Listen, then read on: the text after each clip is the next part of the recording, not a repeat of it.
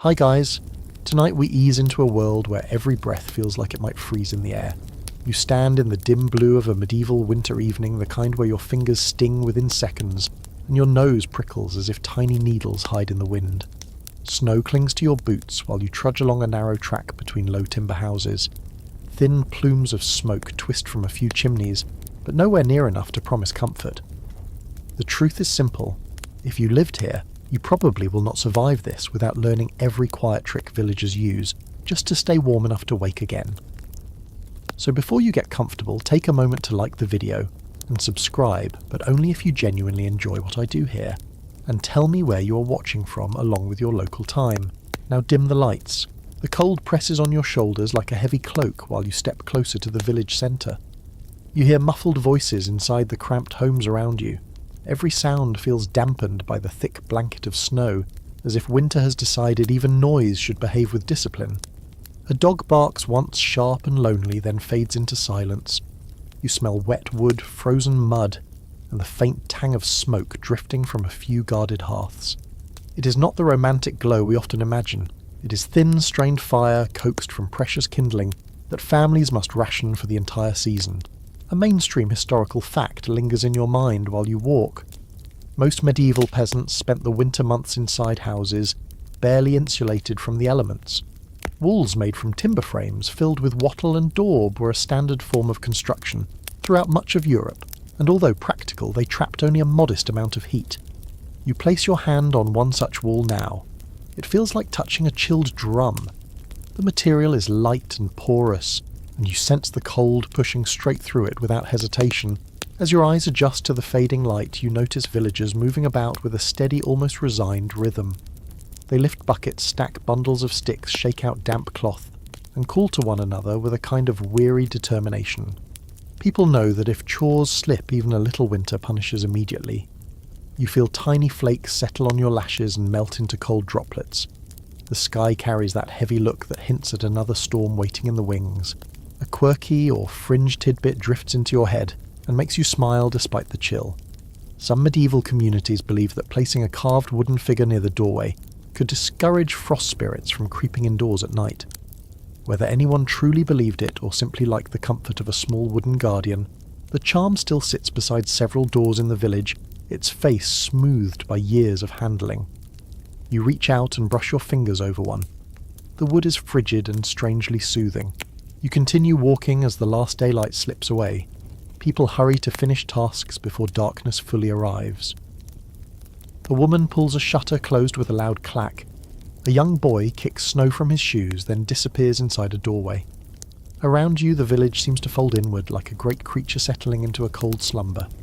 Windows glow faintly with firelight that flickers against the frost gathering on the glass.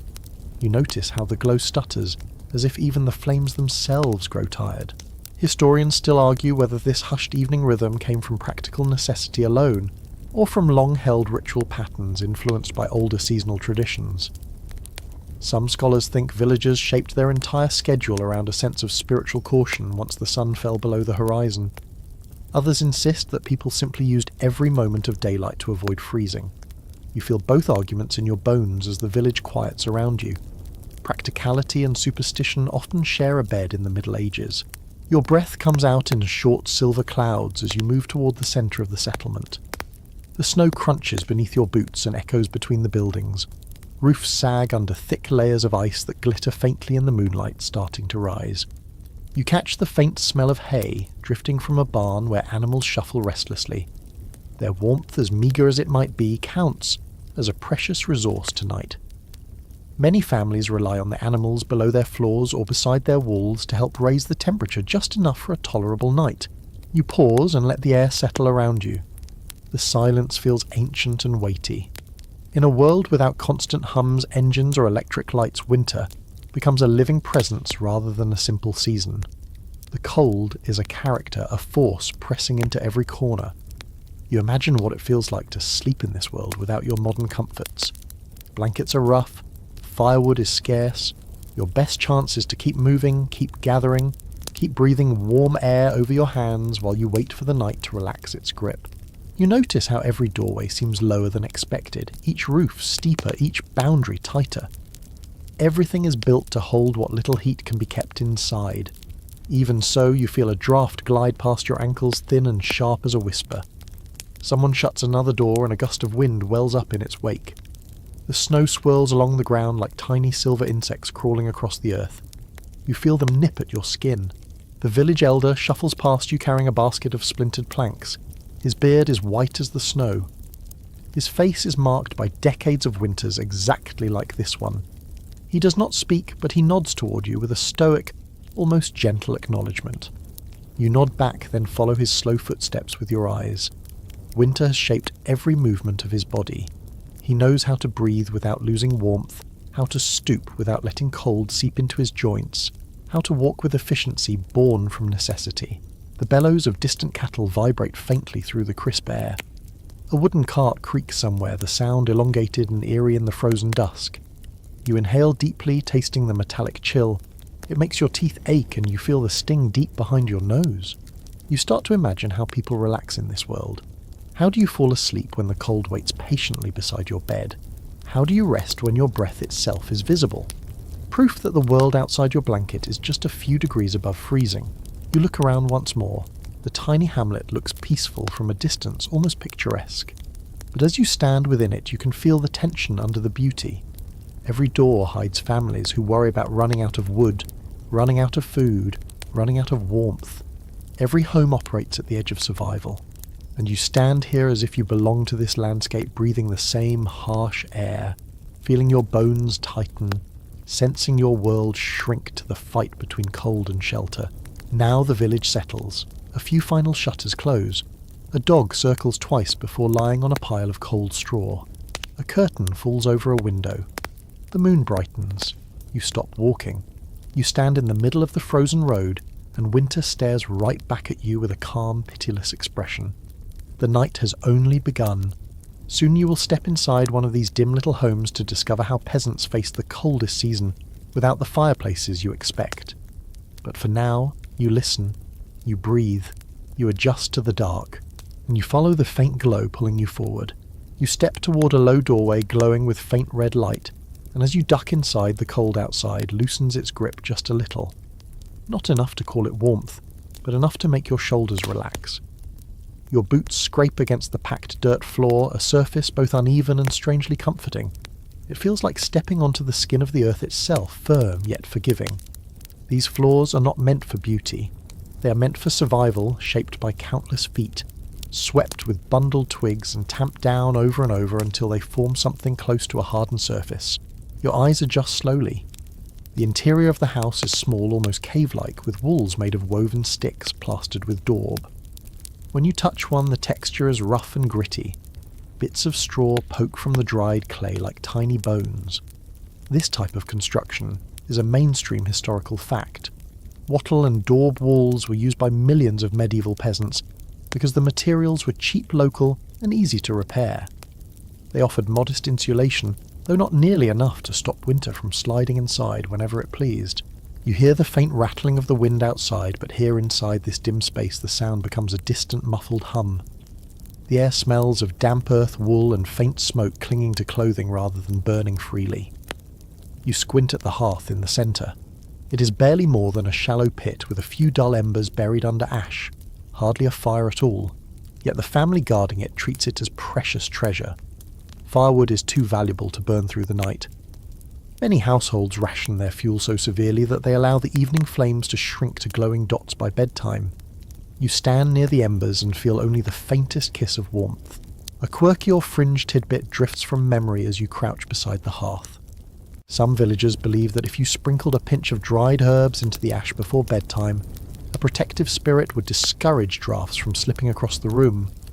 Whether anyone truly believed it or simply liked the routine, you see a small clay pot of herbs resting beside the fire pit. Someone clearly used it not long ago. You rise and look around. The room is one single space. No bedrooms, no partitions, just one chamber where the entire family cooks, eats, works, and sleeps. The air vibrates with the soft crackling pop of cooling timber beams. The ceiling is low enough that you feel as though you could reach up and steady the rafters with your fingertips. Every inch of the structure is designed to trap heat. Thick thatch above, mud and straw walls around. But even with all that effort, the cold remains an uninvited guest who refuses to leave. You inhale. The air tastes slightly metallic from the dying embers and faintly sweet from dried hay stored in bundles near the walls. You run your foot over the dirt floor again and realise something unexpected. Underneath your heel, the ground holds a lingering warmth. Before long, you notice the reason. The family has tucked flat stones beneath the dirt near the hearth. These stones heat slowly during the day and cool slowly during the night. Historians still argue whether this practice was intentional engineering or simply a natural result of cooking fires heating the ground. Some believe peasants deliberately placed stones to trap thermal energy. Others suspect it occurred organically over time without anyone planning it. Whatever the truth, you feel that faint warmth right now, barely enough to be noticed but far better than frozen soil. You move deeper into the room. The narrow windows are shuttered tight. Even a small gap would let in a brutal draught. The shutters are thick planks with bits of cloth wedged into the edges. You gently press your palm against one and feel a cold pulse from outside, as if the night is tapping its fingers against the wood. The villagers fight back with patches of wool stuffed into cracks, ropes of dried moss pushed along seams, even mud smoothed onto panels in late autumn to seal spaces before the first frost arrived. You kneel to inspect a corner where a tiny line of frost creeps along the wall. The cold finds its way in no matter what. But the clever thing is how these people minimise it. Low ceilings help keep warm air from drifting upward and escaping. Raised sleeping platforms near the centre of the room take advantage of the warmest pocket of air. The family spreads thick straw over the floor to add another layer between themselves and the cold earth. It is not luxury. It is urgency shaped into architecture. You sit on a low wooden stool worn smooth by years of use. Your fingertips trace shallow grooves in the wood where someone once carved marks or letters. They feel old, softened, and strangely intimate. You sense the quiet persistence of generations each winter, the same story repeated. Families layering blankets, patching walls, conserving embers, adjusting routines. Season after season, this house has stood here protecting its people as best it can. Breath fogs slightly in front of your face, even inside. The temperature might be just above freezing, and yet the difference between here and outside feels enormous. You draw your cloak tighter. Your shoulders sink with a mix of exhaustion and relief. Shelter does not mean warmth. Shelter means the cold will kill you more slowly, giving you time to sleep if you are lucky. A woman across the room stirs a pot of thin broth, tapping the wooden spoon against the rim in a steady rhythm. She does not speak, but she glances toward you with soft, tired eyes. Her children nestle near her feet under a shared wool blanket. You feel the tug of that simple comfort, the pull of a warm body against yours, the reassurance of being enclosed in a space where people breathe together. Near the roof, you notice bundles of drying plants hanging like strange upside-down bouquets. Some are onions, some herbs, some simply weeds gathered to fill gaps under blankets. Everything has a purpose in winter. Nothing is wasted. Every item in this house seems to whisper the same message. Survive tonight, and then survive the next and the next and the next until spring finally remembers you. You step toward the center again, letting your fingers brush the rough wall. The texture grounds you. You feel the cold, the grit, the life shaped within these materials. The house may not be warm, but it holds something else. Persistence, quiet defiance, a kind of bravery you can feel under your fingertips. The embers crackle once more as if exhaling. A child shifts under a blanket. A shutter creaks in the wind. And you realize that this small circle of space is where the story of winter survival truly begins. You settle deeper into the dim room, letting the muted glow from the embers guide your steps. The air carries a quiet heaviness, the kind that makes every movement feel slower and softer. You watch the family preparing their sleeping area, and soon you understand a truth that does not need to be spoken. Warmth here is not an individual achievement. It is a group project. You shift closer to the center of the room, and the realization settles over you like a woolen cloak.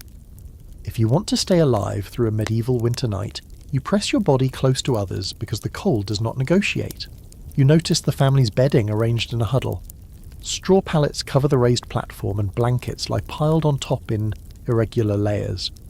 The mother gestures for her children to come closer, and they willingly slide against each other with practiced ease. You begin to understand how much shared heat matters. Human bodies packed close can warm a small space in ways that any weak fire could never match. As you sit nearby, an old piece of knowledge surfaces. Many rural communities relied heavily on group sleeping because houses leaked heat almost as quickly as they gained it. This was not a romantic custom. It was a pragmatic answer to a relentless climate. You imagine lying between your relatives half asleep, hearing their breathing, feeling their weight shift slightly under blankets. It is not privacy. It is survival. You adjust your position and feel your shoulder brush the edge of a rough wool cover. The fabric is scratchy, smelling faintly of lanolin and smoke. The family's dog circles twice and curls against the feet of the youngest child. The heat of even a small animal becomes precious when the night air sinks toward ice. You watch the child smile, drowsily comforted by the familiar warmth. A curious bit of folklore flickers through your memory, something whispered by older villagers in distant regions. Some families believed that if you kept a warm stone wrapped in cloth at the centre of the bed, it invited gentle spirits to linger and guard the sleepers through the night. Whether anyone believed the story literally or simply liked the idea of companionship in the dark, you see several stones warming under the hearth ash even now. Someone will tuck them into the bedding before the final embers fade. You gaze at the walls again. Thin cracks glimmer with faint frost. The cold seeps through silently. You pull your cloak tighter, mirroring the villagers' instinctive movements. They do not waste words telling each other to bundle up. Everyone already knows. Winter teaches without kindness. As you settle closer to the sleeping platform, you notice how the father positions himself at the side nearest the wall. His body will block the worst of the drafts and shield the others. Those who can endure the cold better take the edge positions. Those more vulnerable nestle inward. It is an unspoken arrangement refined through generations. A line of thought crosses your mind as you watch them settle. Some researchers debate how deliberate these sleeping formations really were. Did families follow a conscious pattern, or did these habits form naturally over time until no one thought about them anymore? The old manuscripts give only hints, and no two historians interpret them quite the same way. You quietly lean into the possibility that it was both instinctive and practical. Humans often create order without planning it. Your skin tingles lightly as a new gust of night wind brushes the outer wall. You hear it whistle softly against the shutters. The villagers hardly react. They are already cocooned in their nightly arrangement. The children fall asleep first, their breathing slow and rhythmic. The mother hums a quiet melody while smoothing the blanket over them. Her voice blends with the creaks of the house and the faint sounds of animals shifting below the floor. You watch the father tuck straw into a gap near the bedding, adjusting it with quick practiced gestures. Straw may scratch the skin, but it traps warmth surprisingly well. Its texture, dry and rustling, adds a faint sound to the room that feels almost comforting. You trail your fingers through a loose bundle, feeling how the stiff fibres shift and settle like tiny wooden threads. Then your gaze drifts to the ceiling. Blackened beams stretch overhead, coated with years of smoke. The surface looks polished in some places, glossy from the oils of countless fires. In the dim light, the beams seem to sag slightly inward, as if leaning protectively over the sleeping family. They creak with every shift of the wind, a natural lullaby built into the bones of the house. You begin to feel the weight of the room. It is not exhaustion. It is the deep grounding heaviness that comes from being surrounded by warmth that is earned rather than gifted. You feel your own breath grow slower as you sit beside the embers. Their glow pulses gently like the heartbeat of the house. You lean in slightly, letting your shoulder rest against a post warm from earlier cooking fires. The wood radiates a faint heat that feels almost tender. You close your eyes for a moment and imagine the countless winter nights families have endured in this very spot. Nights filled with fear, resilience, tiny joys, shared jokes whispered under blankets, and the steady knowledge that another long day of winter waits beyond dawn. Inside this single room, winter feels both smaller and larger. Smaller because humans face it together. Larger because it presses against the walls with such immense patience. You picture the snow outside piling higher, the wind sweeping across empty fields, the night sky thick with silent stars. And yet here, just a few feet from that cold world, a cluster of bodies keeps a spark of warmth alive. You sense movement beside you. The father shifts, settling into his place. The dog snores softly. The embers dim a little more. Night deepens, and the lesson becomes unmistakable. You cannot fight winter alone. You lean into another person, you breathe the same air, you share the same blanket. You become a small glowing knot of warmth that pushes back the night just enough. You look around once more, letting your eyes linger on each small detail. The wrapped stones, the straw-packed walls, the layered blankets, the soft breathing. All of it fits together like pieces of a quiet puzzle, and with each breath you become part of it too. This is how peasants survive their coldest nights. Close. Connected. Breathing warmth into the space between bodies, letting the collective heat turn a frozen world into a place where sleep can still settle over tired limbs. And as you sit there, you feel your own muscles loosen your own breath, slow your own body answering the invitation of the night. You shift your weight and let your gaze wander toward the sleeping platform. The family has nearly finished arranging their resting space, and you step closer curious to feel the textures of their nightly world. The bedding looks simple from a distance, but once you lean down and brush your fingertips across it, you understand that these materials carry entire stories in their fibres. The first layer is a thick bed of straw spread across a wooden frame. When you press your palm into it, the surface rustles with a dry whisper. The straw bends and rebounds, prickly but supportive. It is surprisingly effective at keeping bodies lifted off the cold earth below. People in many regions relied on this type of pallet because softer bedding was far too costly. That detail appears again and again in old household records, showing how common such straw mattresses were for ordinary families. But the straw alone would be rough on bare skin. So you notice a coarse linen sheet stretched over the pallet, worn enough that the weave feels uneven beneath your fingers. The cloth smells faintly of smoke and crushed herbs, likely used to keep pests away. You lift the edge slightly and bits of straw cling to the underside. It is not clean by modern standards, yet it feels lived in, shaped by countless nights of shifting bodies and whispered dreams. A small fact drifts through your thoughts while you study the bedding. Many households refresh their straw only a few times each year. By midwinter, the pallet often carried the scent of the season, along with bits of debris from the fields. The idea of neat, crisp bedding is centuries away from this moment. Here practicality matters more than comfort, and the villagers accept a little itchiness in exchange for insulation. You straighten up and examine the blankets piled on top. There are several layers, each different.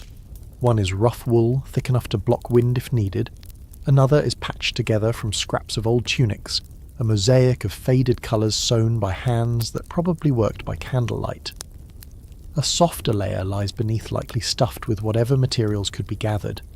You sniff lightly and catch a subtle hint of dried plants inside the padding. Some households tucked crushed leaves or lavender-like herbs inside bedding to discourage insects, though whether it worked well or simply made people feel better is hard to prove.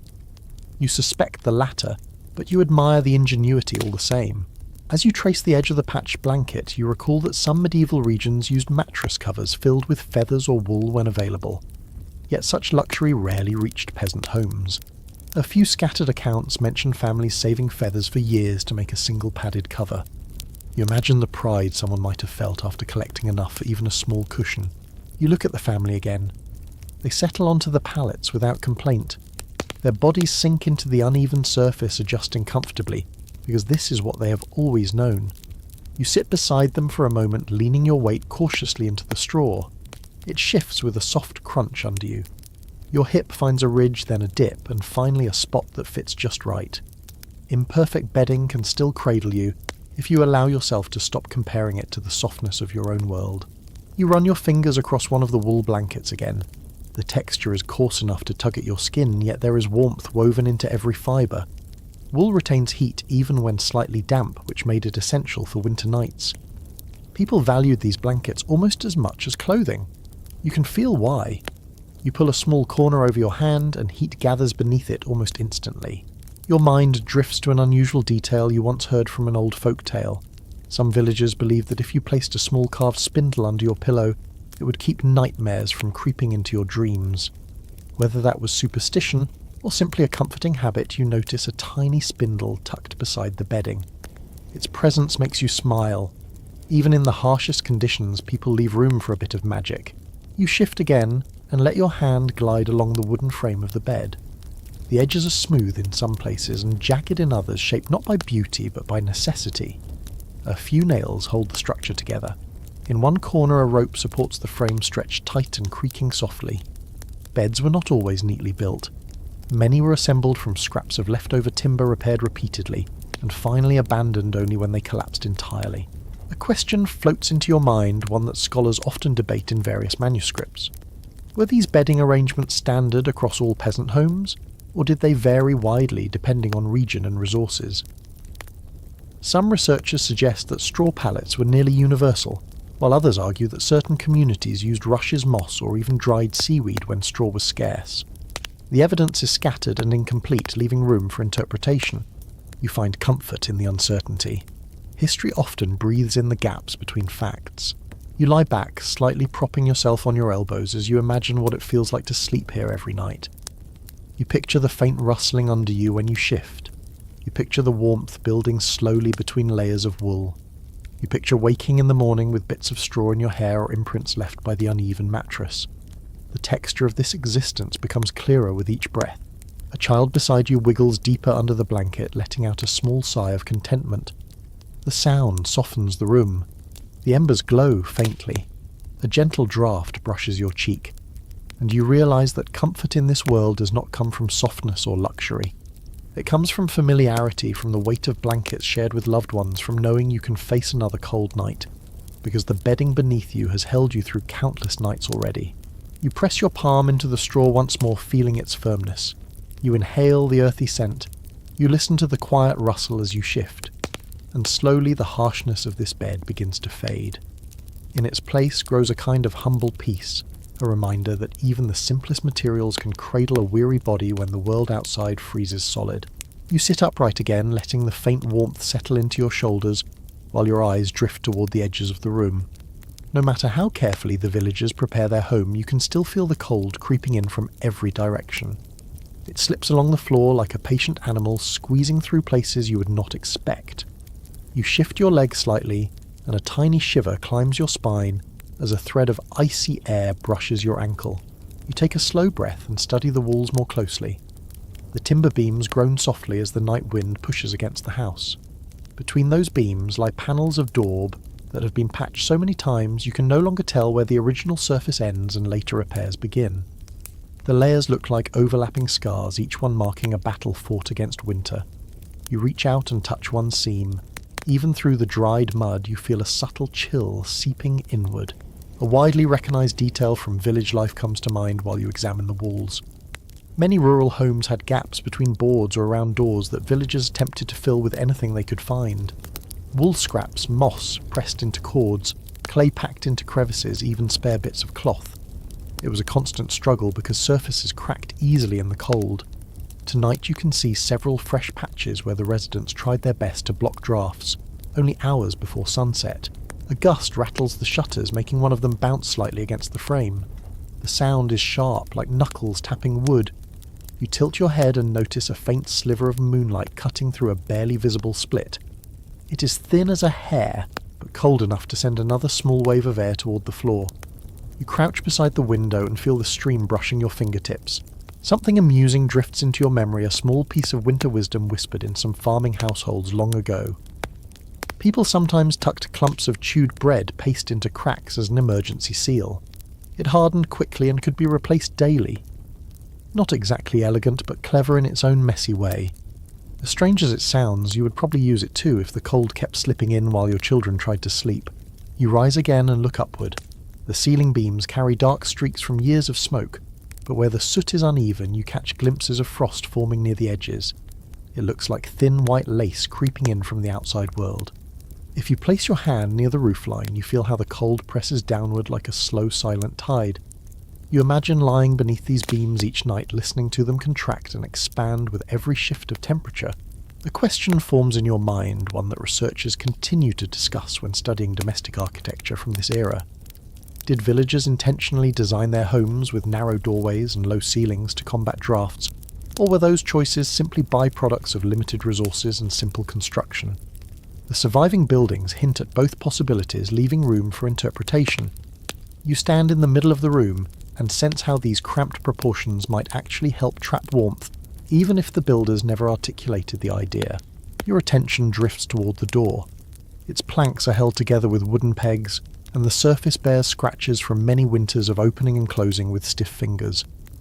A bit of cloth has been stuffed beneath it, attempting to block the space where the threshold meets the floor. When you slide your foot toward that spot, the air grows noticeably colder, almost as if the night is exhaling directly through the seam. You watch the cloth tremble slightly each time the wind howls outside. You step away and feel the more comfortable pocket of warmth near the hearth. The contrast is immediate. Even a few feet can mean the difference between tolerable chill and bone-deep cold. No wonder families clustered tightly around the fire earlier in the evening. Every draft feels like an invisible hand pressing against your skin, reminding you that the house cannot seal itself perfectly, no matter how carefully people prepare. A sleeping child shifts under the blankets, drawing the wool tighter around their shoulders. You notice the breeze ruffling a stray bit of straw near their feet. The draft follows the floor, curling around the room like a curious spirit. It does not move violently. Instead, it glides gently cold enough to make you blink and adjust your posture each time it brushes past. You tuck your legs closer to your body instinctively. You walk to the far side of the room where the floor meets the outer wall. Here the cold feels sharper. You squat down, breathe gently, and watch your breath drift sideways as if pushed by an unseen stream. You imagine how villagers grew skilled at noticing these tiny movements. They learned to predict where drafts would slip, which parts of the house cooled fastest, and how to arrange bedding so that children stayed in the warmest spots. Your thoughts wander to the tools lying nearby. A small basket of rags, a wooden mallet, bundles of collected moss. Everything arranged for quick repairs. Drafts were not just annoyances. They could be dangerous, especially during long nights when temperatures plunged without warning. People patched and repatched constantly, never assuming the house would hold on its own. The wind outside rises for a moment, moaning through the cracks like a lonely instrument. You feel it vibrate through the beams and travel into the core of the room. The family barely stirs. They know these sounds well. They have heard worse. Their calmness does not mean the cold is harmless, only that fear wastes energy they need to conserve. You take one more slow circle around the room, letting your hands skim the walls, the windows, the doorframe. Everywhere you touch holds a story of struggle against the season.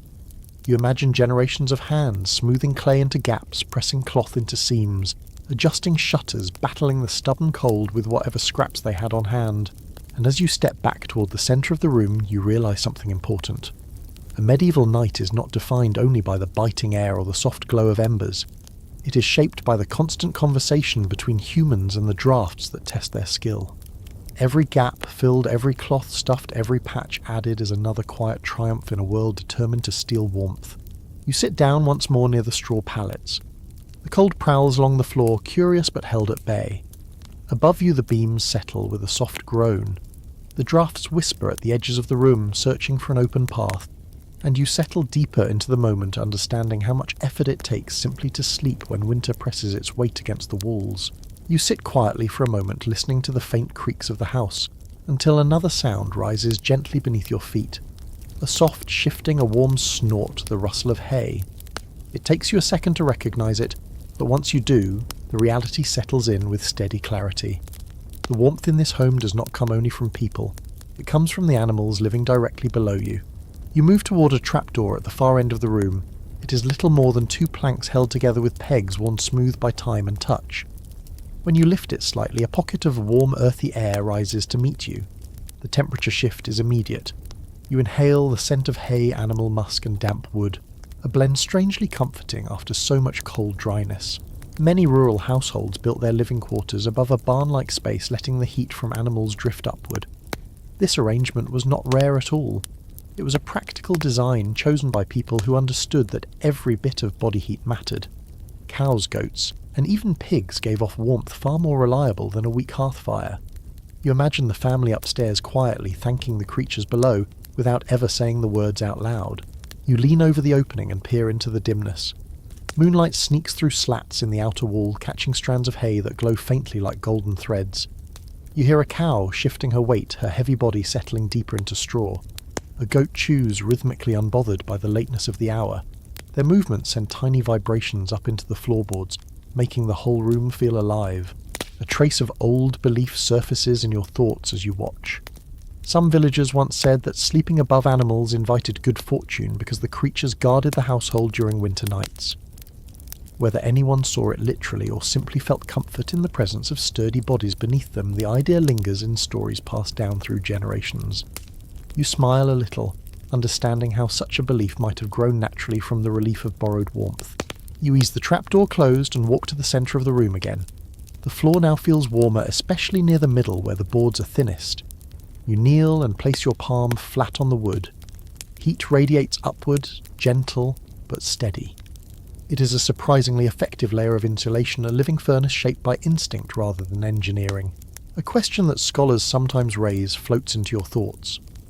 Did medieval families intentionally design these split-level homes from the beginning, or did the practice evolve gradually as people noticed the temperature difference? Surviving records do not always agree. Some fragments describe planned layouts, while others suggest more improvised arrangements. The truth likely lies somewhere between shaped by necessity, climate, and regional customs. You sit back and listen again. The rhythmic breathing of animals blends with the softer sounds of the sleeping family. The two worlds rely on each other. Animals depend on people for food and shelter. People depend on animals for warmth and survival. The boundary between barn and home has faded almost entirely in this shared winter space. You picture the daily routine. In the morning the father climbs down, first checks each animal spreads fresh hay, and clears any mess before it becomes overwhelming. The heat rises steadily as the animals begin to move around, warming the house from below like a hidden hearth. By late afternoon the space has absorbed enough warmth to push upward through the planks, keeping the room above survivable, even when storms rage outside. It is a cycle older than memory. Curiosity leads you to press your ear lightly against the floor. You hear the slow chew of a cud, the shift of a hoof scraping against hay, the unmistakable sigh of a resting creature settling in. These sounds become a nighttime lullaby for the family above. You imagine a child waking in the quiet dark, fear momentarily rising in their chest, only to hear a familiar grunt below that reassures them. They are not alone. Their home breathes with them. You stand again and glance around the room. The slight warmth drifting upward changes the entire feel of the space. The cold still waits along the walls and around the windows, but the centre of the room contains a softness, a buffer against the frozen world outside. The flooring creaks gently under your weight, responding like a living shell stretched between two realms. Your fingers trace a crack between the floorboards. Even through this tiny gap, a stronger hint of warmth escapes, rising like a thin exhale. You imagine how welcome that warmth feels on a night when the wind outside scrapes the walls with icy insistence. You picture the family lying above, packed together on their bedding, breathing slowly, the animal heat rising beneath them like an invisible blanket. You take another step and the air shifts subtly. The heat is not hot enough to make you comfortable, not by modern standards, but it creates a protective layer. It keeps the worst of winter at a distance. Without these animals beneath the floor, the home would likely drop to freezing inside every night.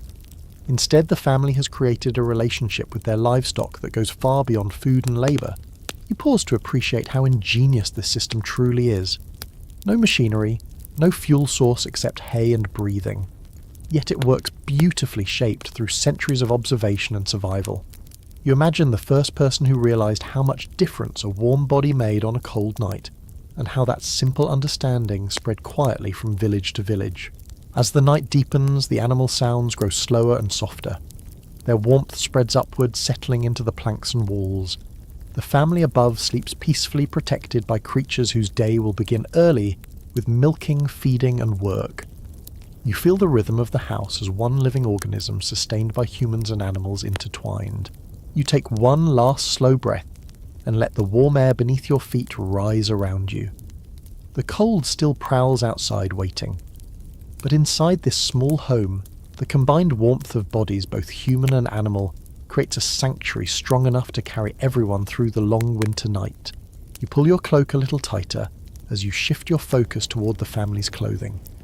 The blankets help the animal heat helps even more, but you quickly realize that what people wear through the night is just as important as anything else. In a world where fires die early and drafts slip in like thin knives, clothing becomes armor against the cold even while you sleep. You kneel beside a pile of garments folded near the bedding. The fabric looks heavy, almost stiff, but when you touch it, your fingers sink into a dense, woolly texture. The surface feels slightly oily from lanolin, that natural wax embedded in sheep's wool. It gives the cloth a faint, earthy smell and a protective quality that repels moisture. No wonder families rarely removed these layers during the coldest months. You imagine lying down at night, still wrapped in the very garments you worked in all day. You lift one shirt and hold it to the faint light. The fibres are uneven, some thicker than others, evidence of hand spinning that was done without any expectation of perfect uniformity. Yet that unevenness traps warmth beautifully. Across Europe, villagers relied on wool as their primary winter fabric, and surviving records from old inventories frequently mention heavy tunics, cloaks, and underlayers made from it. You feel the truth of that in your hands now. Next to the tunic lies a pair of hose patched in several places. The patches are mismatched in colour, stitched on with a confidence that values practicality far more than neatness. You run your fingers along one seam and feel the slight ridge where the fabric overlaps. You imagine someone sitting near the fire earlier in the season mending this piece for the 10th time, determined to make it last through one more winter.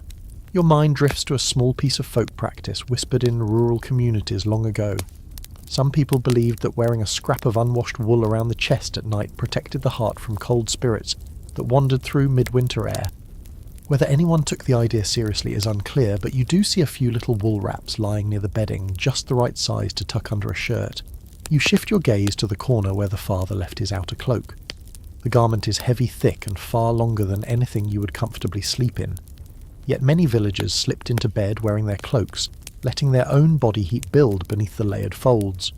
You run your hand along the hem and feel tiny burrs clinging to the fibres.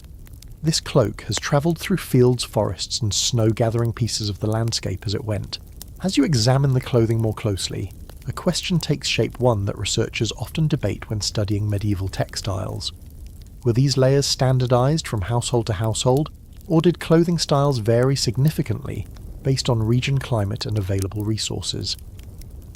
Some scholars believe cold weather forced patterns of dress to converge, while others point to archaeological finds showing surprising regional variety. The evidence does not settle neatly into one picture, leaving room for interpretation as you stand among these worn garments. You gently pick up a child's tunic that looks softer than the others. It is lined with brushed wool, which feels almost plush compared to the coarse outer layers. Children always received any extra softness the household could spare. You imagine a mother smoothing this tunic over her sleeping child, hoping the warmth will hold through the night. Nearby a basket holds mittens made from felted wool. The felt feels thick and solid in your grip, a dense fabric that blocks wind almost entirely. Felted items were treasured during midwinter because they trapped heat more effectively than woven cloth. You picture the family pulling these mittens over their hands even while sleeping, especially during the harshest nights when frost formed on the inside of windows. You turn toward the sleeping family again. Even now you can see that each person lies under the blanket, still fully dressed. Shirts tucked into hose sleeves, pulled low cloaks draped loosely on top. Removing clothing during winter nights would be foolish. The temperature can drop sharply without warning, and a few minutes of exposed skin could mean hours of aching cold. You lean down and feel the fabric closest to you. The wool has softened from years of use shaped by the heat and sweat of countless nights. It holds the faint scent of smoke, sweat, and fields. This is the smell of survival woven into every thread. The mother turns slightly in her sleep, her cloak shifting enough for you to glimpse a thick cord belt tied around her waist. Such belts were often kept on even at night, partly to secure layers and partly to carry small pouches or tools that mattered too much to leave scattered. You imagine how comforting it might feel to sleep with everything essential still on your body. A small draught passes over your cheek, reminding you just how thin the barrier between warmth and winter truly is. Clothing becomes a wall, a barrier you build across your own skin. Without these layers, the cold would swallow you whole. You reach for another garment in the pile, a pair of thick socks made from coarse wool. The stitching looks almost hurried, the threads uneven, but the socks feel incredibly dense. You picture someone wearing these while burrowing into a straw bed, the warmth slowly seeping into their toes while frost forms silently on the far wall. You sit back holding the socks in your hands for a moment. The fabric warms slightly from your touch, responding almost instantly. You understand then why villagers trusted these garments so deeply. Wool feels alive in the winter, shifting, breathing, trapping heat. You look around once more, letting the room's quiet settle over you. The blankets, the layers, the cloaks, the mittens, the patched hose, the tunics softened from years of use. Each piece is a tool. Each one matters. And as the cold presses against the walls outside, you recognise something simple and profound. Clothing here is not fashion. Clothing is shelter. You rest your hand on the edge of the straw pallet and let your attention drift beyond the warmth gathered in this little cluster of bodies. The room itself has begun its own nightly transformation. As the embers dim and the last hints of daylight vanish, the world inside the cottage fills with a different kind of sound. Not loud, not frightening. Instead, a soft symphony that feels strangely intimate once you settle into it. The first thing you notice is the wooden frame around you. Every beam carries a slow rhythmic creaking, the natural voice of timber, shrinking slightly as the cold deepens outside. It sounds almost like whispering breaths, tiny groans that rise and fall in no particular pattern. You tilt your head and listen more carefully. Each board has its own tone, its own way of answering the night. In homes across medieval Europe, this nightly chorus of wood on wood was something everyone knew well, often mentioned in old descriptions of rural houses built from green timber that continued to shift long after construction. Your eyes drift toward the shuttered window. A faint whistle escapes through a hidden gap, no louder than a sigh. The sound quivers and then fades as the wind outside changes its mood. You imagine lying in bed, half asleep, hearing that thin song threading through the room like a silver thread. It is not unpleasant, only present a reminder that winter always wants to join the household, whether invited or not. Somewhere above the rafters you hear the flutter of a small creature. Perhaps a nesting bird shifting in its sleep, or a mouse exploring the roof thatch. Rural homes often shared their nights with tiny neighbours, and people simply accepted those faint scurrying sounds as part of the landscape. A few surviving folk tales even claim that mice moving across the beams foretold a lucky day ahead, though no one agrees how that idea began. You smile slightly as another faint scratch echoes overhead light enough that it barely stirs the air. The family breathes softly behind you, adding their own rhythm to the night. One child snores gently through a stuffy nose. The father exhales in a deep, slow pattern, the kind that comes only after long work in freezing weather. Their breaths mingle with the soft rustling of blankets and the shifting of straw beneath them. If you close your eyes, you can almost imagine the entire house breathing with them, rising and falling in drowsy agreement. You pause as a new sound reaches your ears. The faint clink of a metal pot cooling near the hearth. The pot contracts as the temperature drops, releasing tiny delicate taps like raindrops on stone. You move closer to the hearth and sit cross-legged watching the soft red glow under the ash. Even the embers speak crackling faintly as bits of wood surrender the last of their warmth. These sounds echo across centuries mentioned in old winter journals, describing nights filled with gentle crackles and the soft settling of ash. You tilt your head again when the wind outside rises sharply, rattling the shutters with a sudden burst of energy. The noise fills the room like a quick gust of breath, but then fades back to a dull murmur. Scholars sometimes discuss how much these nightly wind sounds shaped medieval sleep patterns, especially during storms. Some argue that people grew accustomed to the constant presence of wind and slept through it easily, while others believe the noise kept families half awake, always aware of the weather's mood. As you listen now, you can imagine both possibilities. A quiet moment follows so still you can hear your own heartbeat. Then unexpectedly the floor trembles with a soft thump from the animals below. A cow settling deeper into straw, a goat adjusting its position. Their presence sends gentle vibrations through the planks, almost like the pulse of a giant creature slumbering beneath the house. The sound is neither loud nor startling. It is grounding, steady, and strangely comforting. You imagine villagers lying awake smiling faintly when they heard that familiar thump, knowing warmth still rose from below. Your attention shifts to the roof again. The thatched bundles create a soft muffled texture that absorbs sound, enhancing the quiet of the space.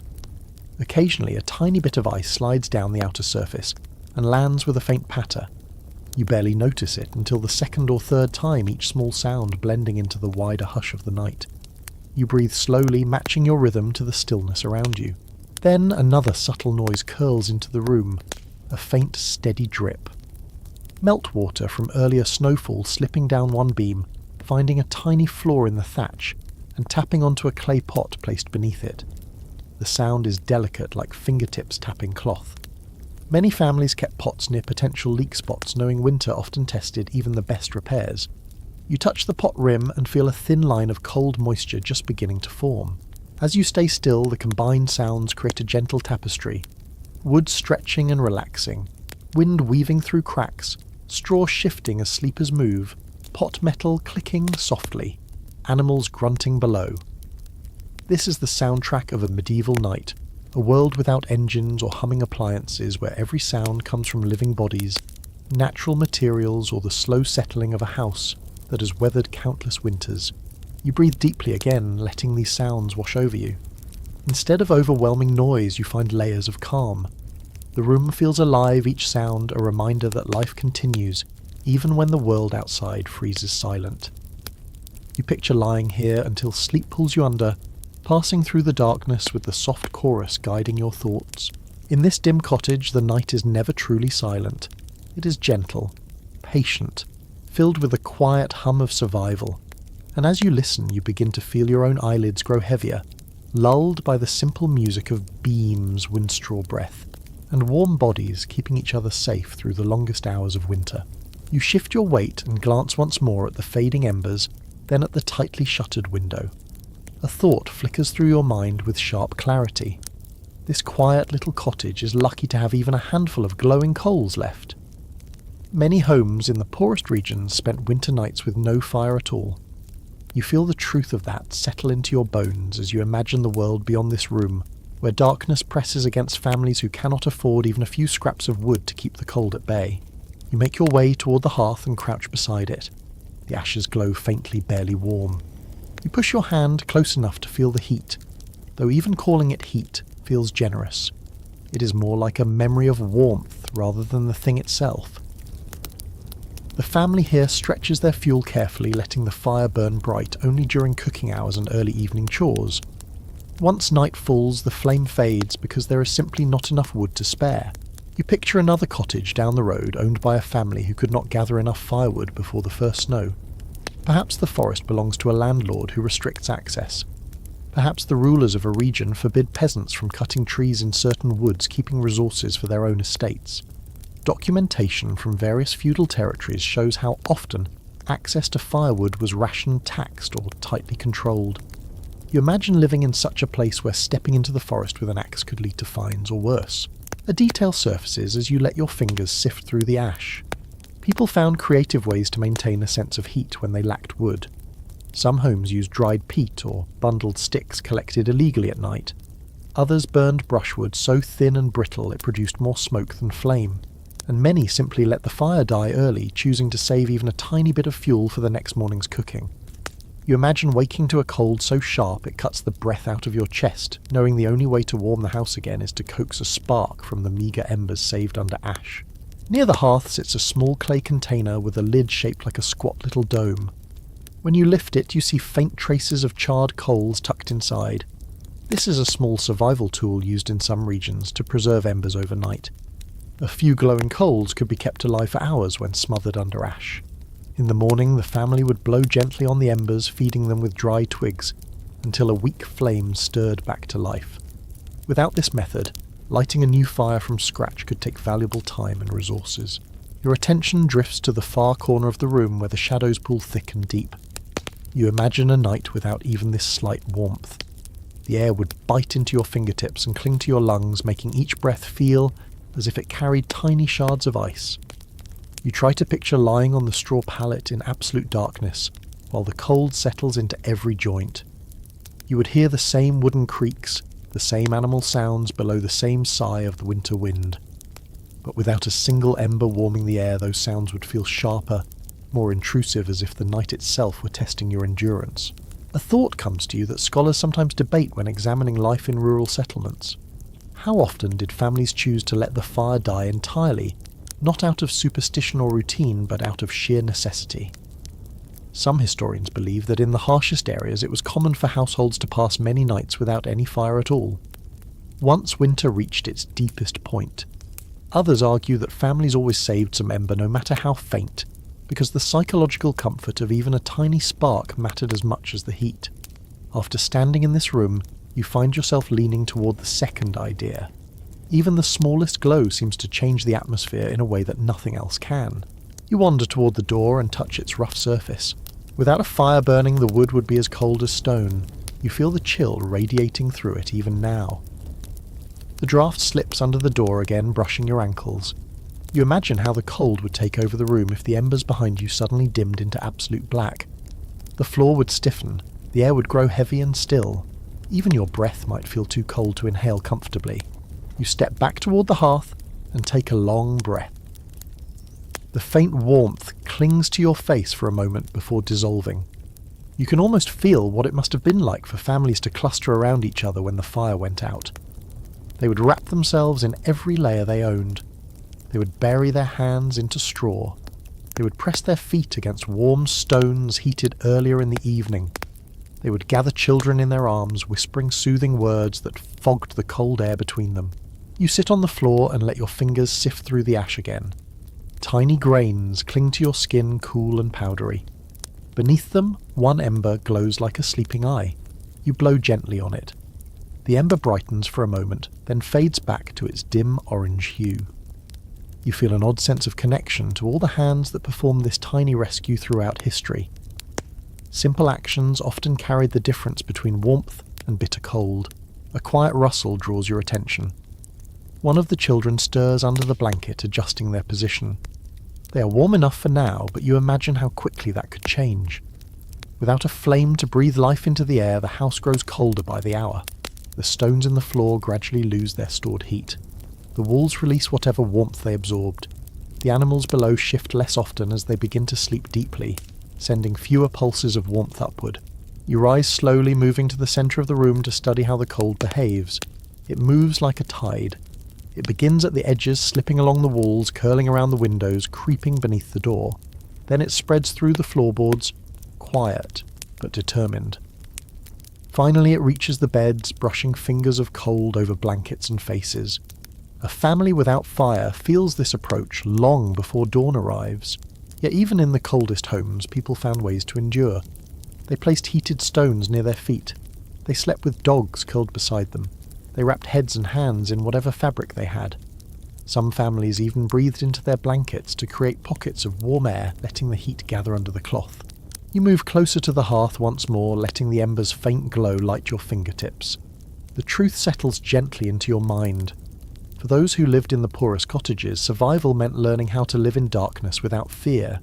They slept beside shadows beneath blankets that smelled of earth and smoke, trusting their own breath, and the bodies around them to supply whatever warmth the night refused to give. You sit in the quiet for another long moment, listening to the tiny crackle of the ember beneath the ash. It flickers like a heartbeat in the dark, and you feel the weight of what it meant to survive without a fire when winter pressed hardest against the world. You let the room settle around you for a moment, the ember's faint glow softening your vision, until everything looks like it floats in a gentle haze. Then you turn your attention to something subtle, but unmistakably important. Before a medieval family lay down for the night, they performed small rituals that shaped the atmosphere of the room. Not formal ceremonies, not grand gestures, but quiet habits carved from experience.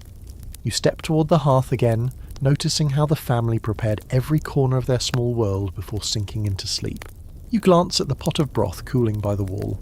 The mother ladled the last warm spoonfuls into the children earlier, and the remnants now sit under a cloth ready to become tomorrow's breakfast. Evening meals were often thin and modest, but even the slightest warmth lingering in the stomach could help blunt the cold pressing at the door. Simple food carried its own kind of comfort, a calm foundation for long winter hours. Near the door you see the broom made from stiff twigs propped against the frame.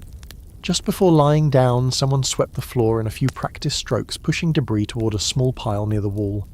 Many households believed that sleeping in an untidy room attracted pests and illness. Whether or not the belief had practical truth, people followed the habit diligently. Cleanliness, even in its simplest form, brought a sense of order to a world that could feel frighteningly unpredictable. On a small stool beside the hearth, a few dried herbs lie bundled in twine. Their scent reaches you as you lean closer. The aroma is soft and slightly sweet, a mixture of plants gathered during the warmer months.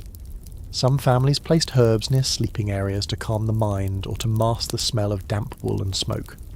You imagine a mother gently brushing these herbs across a blanket before laying it over her children, hoping the fragrance would make sleep come more easily.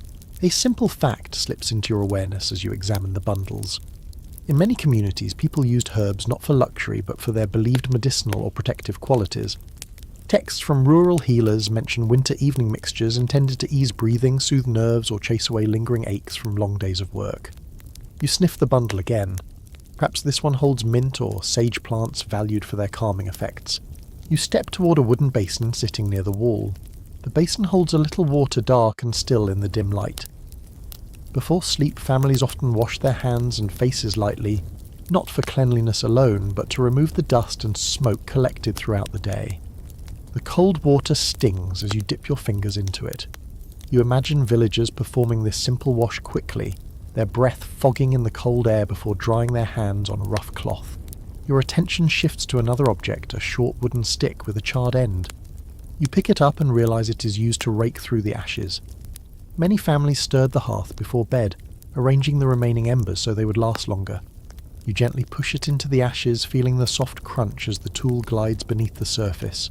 This small act kept the fire alive just enough to spark again in the morning. A flicker of memory brings you a curious bit of custom. Some households believed that if the last ember died before sunrise, it invited ill fortune. People took great care to cover the ember well, sometimes whispering a short wish or breath of thanks before placing ash over it. Whether this carried mystical meaning or simple caution hardly mattered. It turned a necessary task into a tender moment of connection with the home itself. You rise and wander toward the bedding again. The mother gently adjusted the blankets earlier, making sure they lay smoothly. She placed the children in the centre of the sleeping area nearest the warmth. You picture her doing the same every night, her hands arranging those little details without thought, guided by a lifetime of winter routines. As you watch the quiet room, a question forms in your mind, one that researchers often discuss when studying domestic writings. Did these nightly patterns carry symbolic meaning, or were they purely practical? Some argue that these habits formed an informal ritual structure offering psychological comfort as darkness pressed in. Others believe the routines were simply efficient ways to manage a difficult environment. Standing here now, you sense that both explanations might be true. Ritual often grows from necessity. You let your gaze wander to the door one last time. The father tucked a cloth into the gap at the bottom just before lying down. He pressed it with his foot, checking that no icy draft could slip through. That single action feels like a quiet declaration. The house is ready. The family can rest. You move back toward the hearth and sit cross-legged. The ember glows, faintly pulsing like a slow heartbeat. The sounds of sleep begin to fill the room. A child breathes softly. Someone shifts under a blanket. The animals below stir and settle again. Each sound blends with the rituals performed just moments earlier, and as you sit in the dimness you begin to sense the deeper purpose behind all these small tasks. When the winter night stretches impossibly long and cold, stability becomes warmth. Repetition becomes protection. Familiar gestures hold the darkness at bay. You breathe slowly, letting the soft scent of herbs, the faint glow of embers, and the memory of the evening's quiet movements wrap around you like an invisible blanket. These humble rituals performed day after day turn a harsh world into one where sleep can find you without fear. The house exhales, the room stills, the night deepens, and you settle deeper into the quiet rhythm of survival. You shift your weight toward the centre of the room again, and your eyes fall on the smallest sleepers tucked tightly beneath the blankets. The children lie bundled so closely together that at first glance they look like a single curled shape, a little nest of limbs and wool and quiet breath. You step closer, noticing how instinctively they gravitated toward each other as the night deepened. In a world where heat is precious, children become experts at borrowing every bit available. You crouch beside the pallet and study the way their bodies line up. One lies on their side knees pulled to the chest. Another presses their forehead into the first child's shoulder. A younger one curls their feet underneath the others, tucked so deeply into the layered blankets that only the top of their hair peeks out. You inhale gently. The warmth radiating from their small nest spreads through the air like a soft glow, subtle but unmistakable. A piece of well-documented rural life floats back to you as you watch them. Households often place children at the very centre of the sleeping arrangement, because their smaller bodies lost heat faster. Keeping them surrounded on all sides offered insulation that straw and blankets alone could never match. It is a simple choice, but one mentioned repeatedly in old descriptions of large communal beds found in many regions. You lean in a little closer and notice one child clutching a small wool scrap in their hand. The scrap looks like it once came from a much larger cloth, but now it is worn down to a soft twist of threads. Items like this often functioned as comfort objects held through long winter nights when darkness felt too big. You imagine little fingers gripping it while storms howled outside, anchoring themselves to something familiar and warm. Near the children's heads lies a tiny cloth pouch. When you lift it gently, a faint scent of dried flowers drifts upward. Perhaps someone placed bits of summer herbs inside months before. Villagers sometimes believed that placing fragrant herbs near sleeping children helped soothe nightmares or chase away cold season spirits that were said to wander through homes during the deepest nights. Whether or not anyone truly feared such spirits, the pouch adds a small layer of reassurance, a psychological warmth glowing alongside the physical one. One child shifts slightly, letting out a tiny murmur, half dream and half instinct. As they settle again, their foot brushes the wool of another blanket. You notice that the blankets near the children are slightly thicker, with patches that clearly came from better quality cloth. Parents often saved the softest pieces for the younger sleepers, even if the adults themselves had to make do with scratchy layers. A small act of tenderness in a season that demands toughness. You sit beside the bed and rest your palm lightly against a blanket corner. The surface feels alive with warmth, as if the children generate enough heat to push back the cold by sheer determination. You can almost feel the straw shifting softly beneath the layers each time one child breathes deeply, or wiggles into a more comfortable position. Your thoughts drift toward a question researchers often ponder when reading old household accounts. How did families decide who slept where when space was so limited? Some argue that positions were arranged strictly by age and vulnerability. Others think such decisions flowed naturally, changing from night to night depending on who felt unwell, who needed comfort, or who finished chores first. The surviving evidence is quiet on specifics, leaving room for the imagination to fill in the gaps. Watching the scene now, you sense the choices happen without discussion, shaped by instinct and affection, rather than rules. You glance toward the mother who sleeps only a short distance from the children. Her hand rests near the edge of their blankets, close enough to touch them if needed. Even in sleep, her posture leans toward them slightly, as if she senses when one stirs or shifts. You imagine her waking instantly if a child cried out in the dark. In a world without heated rooms or bright lamps, keeping children warm and safe was an unending task, part instinct, part vigilance. A small sound rises from beneath the blankets. One child hiccups softly in their sleep, then curls tighter against their sibling. You imagine how many nights throughout history, echoed with similar tiny noises, the soft whimper of a dream, the rustling of straw, the creak of a wooden board beneath a shifting knee. These sounds belong to a cold world, but also to a tender one. You adjust your position and scan the room. The warmth near the children contrasts sharply with the chill lingering near the walls. You can almost see where the cold sits, pooling in the corners, like a quiet shadow waiting for an opportunity to drift closer. But the children's nest holds it at bay, forming its own protective circle. You stretch your hand toward the nearest sleeping child and stop just before touching the blanket. You can feel the warmth radiating upward. It reminds you of small animals in burrows gathering together to survive the longest nights. You picture medieval illustrations that show families sleeping in close huddles, and realize those images were not symbolic. They simply reflected reality, as you watch little details begin to emerge. One child's hair curls faintly with moisture from warm breath tucked under the blanket. Another's small sock peeks from under the covers, damp around the edges from sweat, a quiet reminder of how the human body fights the cold even while resting.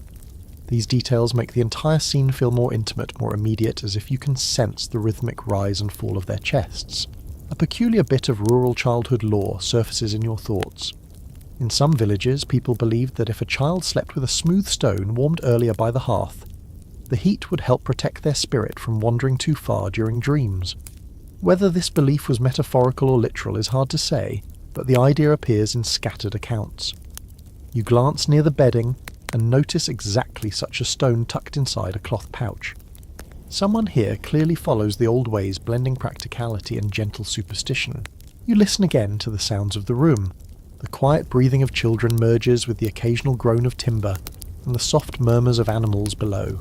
It creates a steady pulse, a kind of nighttime rhythm that surrounds anyone who sleeps here. You imagine the children growing up with this soundtrack so familiar that silence would feel strange to them.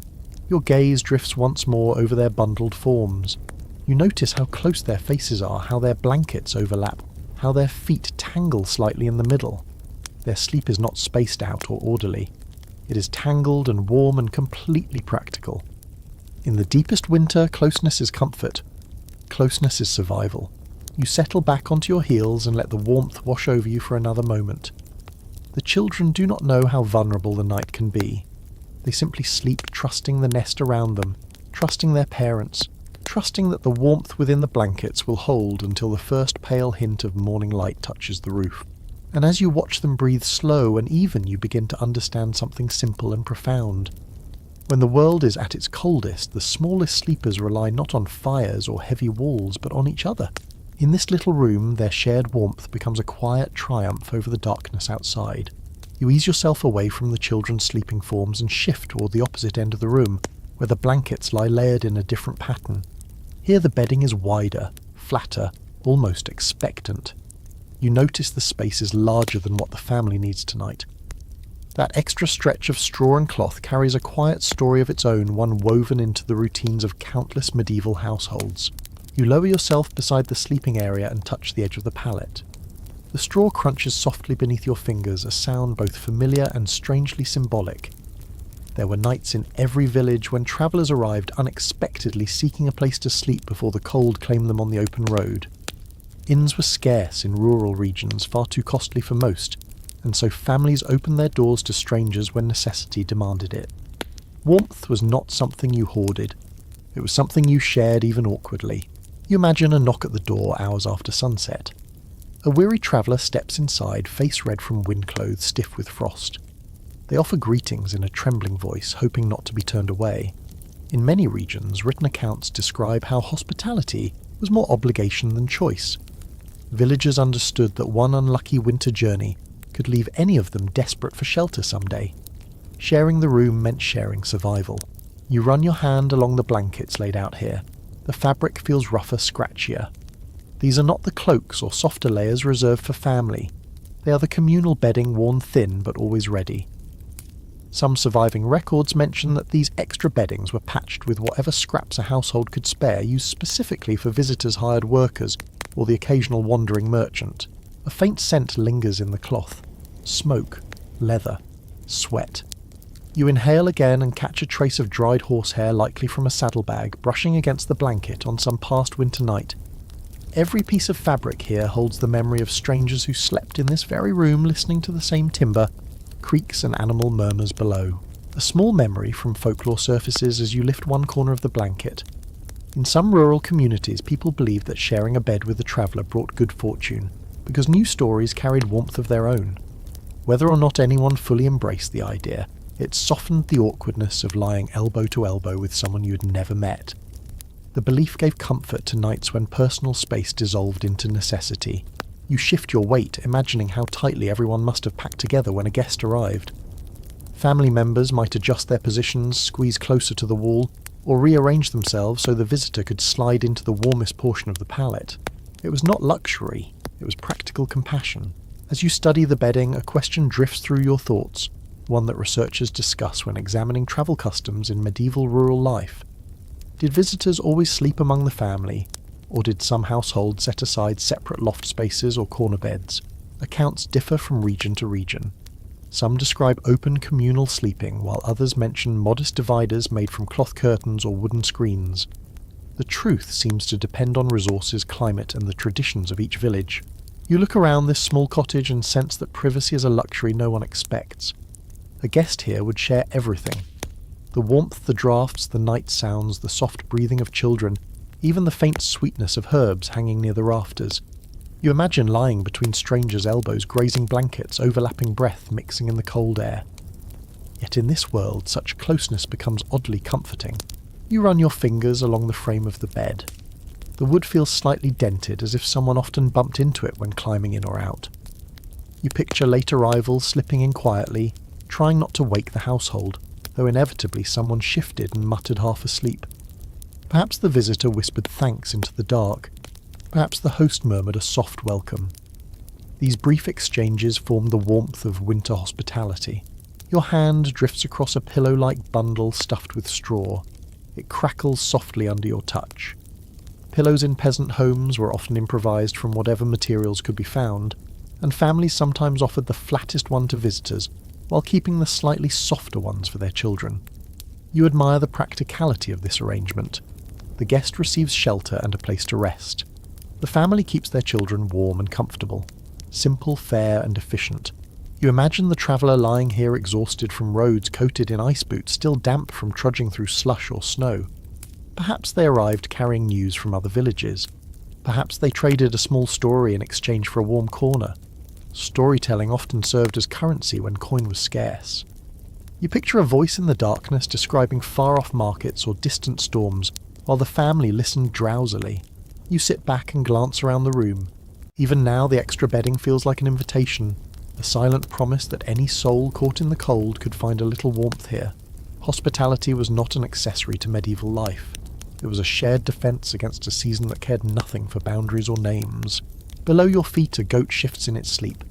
The vibration travels through the boards and into the pallet beside you. A sleeping visitor might have felt that and smiled faintly grateful to lie above warm bodies instead of beside a frozen road. You drag your hand slowly over the weave of the blanket again. It holds faint traces of many nights like that, each one layered into the fabric. The patches sewn in different colours, the uneven stitches, the stretched corners that bear the marks of hurried hands pulling it into place. These pieces tell the story of countless winter evenings when warmth was shared because it had to be. As you remain still, a quiet truth settles gently onto your shoulders. When the cold was unforgiving, sleeping arrangements became flexible, expanding and contracting like breath. A family might go to sleep expecting a peaceful night, only to find themselves sharing blankets with someone unexpected. And yet, instead of resentment, this closeness often sparked small exchanges of gratitude or humour, bridging lives that would otherwise remain separate. You lower your palm to the straw once more. It feels firm, slightly uneven, but welcoming in its own humble way. You imagine lying here beside a stranger, the night stretching long and cold, and realizing that warmth can come from unexpected companionship. In a world where winter presses hard against the walls, people learn that comfort sometimes arrives in the form of shared space, shared breath, and shared survival. In this little room, where every corner holds a story, even a stranger becomes part of the nightly rhythm woven into the fragile warmth that keeps the darkness outside where it belongs. You rise from the pallet and let your gaze wander toward the shuttered window again. A faint silver glow seeps through the edges, and you sense that dawn is creeping closer. But in a medieval winter, dawn does not arrive with warmth or colour. It arrives with a quiet chill that settles over everything like a second skin. You take a slow step toward the door, and the cold brushes your face with a gentle but unmistakable sharpness. You pause. The room has grown noticeably cooler, even though the family sleeps only a few feet away. The ember under the ash has dimmed to a tiny red dot no brighter than the eye of a resting animal. You crouch beside it and feel barely any heat at all. This is the moment when many households woke each morning, breath-fogging fingers, stiff skin, tingling as if the cold itself were pulling them gently from sleep. You lean closer and notice frost gathering along the edge of the hearth. The thin crystals sparkle faintly delicate patterns formed in the hours when darkness held the world most firmly. You blow softly on one, watching it melt into a tiny bead of water. The sensation reminds you of something noted in old winter records. Many villagers woke with frost on their blankets, especially on the side closest to the wall. Their breath froze lightly during the night and clung to the surface like a silver dusting. You rise slowly and step toward the window. When you place your palm near the shutter, the cold strikes with immediate intensity, as if a fist of icy air waits on the other side. You pull your hand back and exhale softly. The air inside is still biting, but the space nearest the window feels like a doorway to another world entirely. A curious household tale surfaces as you stand there. Some families believed that frost creeping into the house during the early hours was a sign that winter giants walked outside. Their footprints, they said, pressed the cold deeper into the earth. Whether anyone took the idea seriously or simply enjoyed telling it to children, the image rises easily as you look at the shimmering frost. You glance back toward the sleeping family. Their breaths lift the blankets gently, a steady wave rising and falling. As the room cools, their bodies curl tighter. The mother shifts slightly, pulling the covers higher to shield the children from the creeping cold. You can almost hear the rustling of wool and straw adjusting under their weight. A question often discussed by researchers nudges your thoughts. How did families tolerate such freezing mornings without falling ill constantly? Some scholars suggest that daily exposure hardened them against sudden chills. Others argue that sickness was far more common than records indicate, hidden behind sparse documentation. The truth likely lies somewhere in between.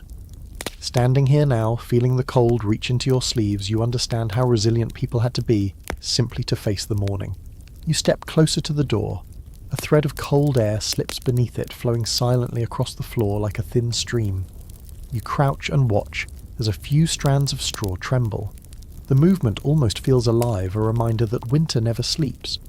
You trace your fingers along the floor and feel how the cold clings to low places, first gathering there before rising toward the bedding. You straighten and inhale deeply. The air tastes crisp, almost metallic, the way winter mornings always taste before any cooking fire brightens the world. You imagine waking in this chill, pulling yourself from the blankets while your joints creak like the beams overhead. You picture stepping into the same cold that filled the room during the night, only now it feels sharper, because you're no longer wrapped in shared warmth. Your attention drifts to the ceiling beams. A faint haze of frost clings where the wood meets the roof. It looks like a thin string of stars scattered in the dim light. You reach up and touch one beam. The wood feels cold enough to numb your fingertips almost instantly. You pull your hand back and flex your fingers, warming them slightly with your breath. Beneath you, the animals stir more frequently now. A soft grunt rises from the lower level, followed by the shuffling of hooves against hay. The warmth from below feels weaker, as if the animals are still half asleep and have not yet begun their morning movements that warm the boards. Their slow stirring adds a quiet rhythm to the room, a sign that dawn approaches even before the light fully reveals itself. You walk to the sleeping platform again, watching how the blankets rise slowly with every breath. You lean down and lift a small corner of cloth. The space beneath feels warmer than the rest of the room, a tiny sanctuary tucked into the cold.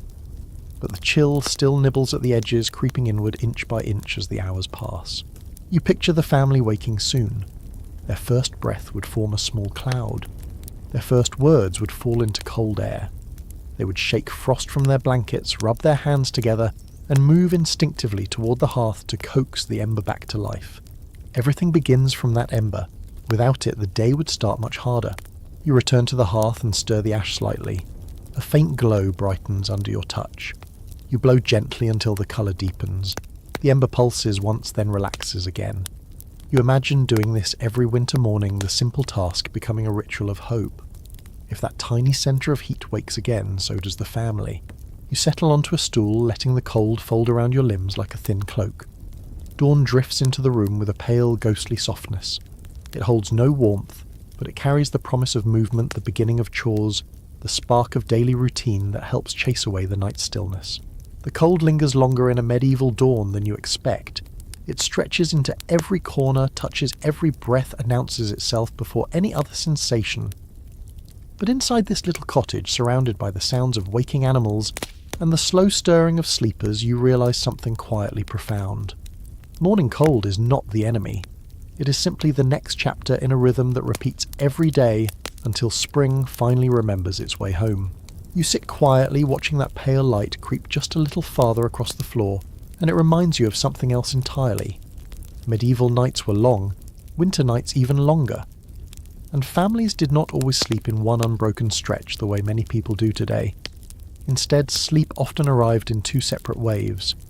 You feel the thoughts settle into your mind as naturally as the cold settles into the corners of the room. This divided rest was not strange to them. It was simply the rhythm of the season. You rise slowly from your stool and walk toward the centre of the room again. The family is still deeply asleep, but you sense that if you were living in this world, you might already have woken once by now. The quiet stillness of the night often faded after a few hours, replaced by a soft, drifting wakefulness. People stirred, whispered, prayed, tended the fire, checked on animals, or simply lay awake in the dark, letting their thoughts wander. You imagine yourself lying on a straw pallet, eyes half open, listening to the darkness hum with its strange midwinter pulse. You take another slow step and the floorboard creaks under your weight. The sound seems louder now, sharp against the soft breathing around you. You picture villagers waking at this same sound, only for a moment acknowledging it, before drifting into that gentle space between sleeping and waking. Many written accounts from later centuries describe this first sleep ending a few hours after dusk. The second sleep followed a brief interval of quiet activity. This pattern stretches back further than people often realise. You move toward the window as a thin thread of dawn brightens. The cold grows sharper here, tightening around your skin, as if reminding you that the hours between sleeps were spent carefully, with deliberate awareness of temperature. You press your hand against the shutter and feel the night's grip still lingering there. Yet something in the air hints at change. Not warmth, but possibility. You take a slow breath, imagining the patterns that shaped whole lives. A faint childhood tale drifts into your thoughts.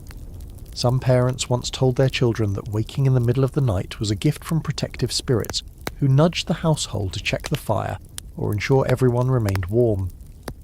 Whether or not anyone truly believed such tales, they helped frame those waking intervals in a comforting light. Waking was normal. Waking was expected. You sit beside the bedding and watch the children again. Their small bodies rise and fall with steady rhythm. If they followed the old pattern, they too might stir in the deep of night, mumble, softly curl closer to one another, and slide back into their second sleep without ever fully noticing. You imagine tiny voices whispering to a parent asking for water or warmth, before drifting back down into dreams shaped by flickering shadows. Your attention shifts toward the hearth. You stand and walk closer, crouching beside the ash. A tiny ember still glows faintly, pulsing with the last of its strength. You coax it lightly with the tip of a stick, imagining how someone centuries ago might have woken from their first sleep and done exactly the same. Checking the embers was a nightly habit, a quiet moment when the room felt like a living creature breathing slow and deep. You blow gently. The ember brightens for a heartbeat, then dims again. You imagine the family doing this regularly, the sound of soft breath filling the dark. These moments, those small-shaped winter nights, as much as the cold itself. The time between sleeps might last anywhere from a few minutes to an hour or more. People prayed, told stories, tended their tools, or simply lay in silence, while the world outside hovered in icy stillness. A question rises in your mind, one that researchers still discuss when examining old journals and letters. Was this segmented sleep a universal pattern, or did it vary widely depending on climate and routine? Some evidence suggests that the practice was common across regions with long winter nights. Others argue that it depended heavily on work schedules and access to warmth. The surviving descriptions do not form a single clear picture. Yet here in this dim cottage, the pattern feels almost inevitable. You stand and stretch your arms slightly, letting the cold tug at your muscles. You picture yourself lying on the straw bed, eyes opening midway through the night, the darkness thick and gentle around you. Perhaps you would listen to the wind outside, wondering how many hours until dawn. Perhaps you would reach for a blanket edge and pull it closer or whisper to someone beside you. Maybe you would simply stare at the faint red glow of the ember and let your mind drift like smoke. You move slowly through the room, now taking in the objects shaped by nightly rhythms. The clay pot near the hearth, waiting to be refilled. The small knife left by the wall, ready for morning chores. The herbs hanging near the rafters, intended for calming breath and steady dreams. These things all exist within the quiet space between sleeps. They are part of the world that wakes briefly, only to slip back into rest. You kneel near the children again and touch the blanket lightly. Their warmth rises through the cloth, a quiet reminder that even during segmented sleep the room's centre remains anchored by shared heat. They do not know consciously the rhythm their bodies follow. Yet the winter itself teaches the pattern long before anyone speaks of it. Darkness lasts so long that the mind naturally cycles in its own pace. You tilt your head and listen. A faint rustle comes from the animals below. Their movements grow more frequent as dawn approaches. You imagine families using the first waking period to check the animals, making sure no creature had tangled itself in a rope or straw. The sound of hooves shifting in the dark became a kind of signal. It told villagers that the night still had hours left, but also that the world remained steady. Another soft noise reaches you. A sleeper exhales with a low murmur rolling slightly on the palate. This movement tugs at your attention, reminding you that the second sleep is often deeper, heavier, more anchored. Once the small tasks or quiet reflections between sleeps ended, people returned to rest with a renewed sense of calm. You walk to the far side of the room and glance upward at the rafters. The frost tracing along the beams glows faintly as the sky outside brightens. You imagine lying here in the second sleep, unaware of how cold the world looks above you, wrapped in the warmth of shared blankets and steady breath. You step back toward the hearth and sit once more. The ember's glow dims again, offering a gentle reminder that the morning fire ritual is not far away now. You close your eyes for a moment and imagine drifting into that second, deeper sleep. You feel the world narrow into the sound of breathing the softness of straw beneath you, and the lingering scent of herbs around the room. Segmented rest is not strange here. It is natural. It is shaped by the long nights, by the cold, by the rhythm of a life lived inside humble walls. You let this understanding settle into you like a slow exhale. First sleep, a waking pause, second sleep. This is how winter whispers people toward rest. And as you sit quietly in the dimming night, you realize that the cold does not control this rhythm. The people do. Their habits, their breath, their shared warmth shape the night as surely as the frost outside shapes the earth. In this little cottage, night is not one long stretch. It is two gentle waves of rest carrying the family from dusk to dawn through darkness and cold, with a timeless rhythm older than memory. You remain seated by the hearth for a moment, letting the embers' faint glow pulse like a sleepy heartbeat, and then you sense the next part of the night beginning to unfold.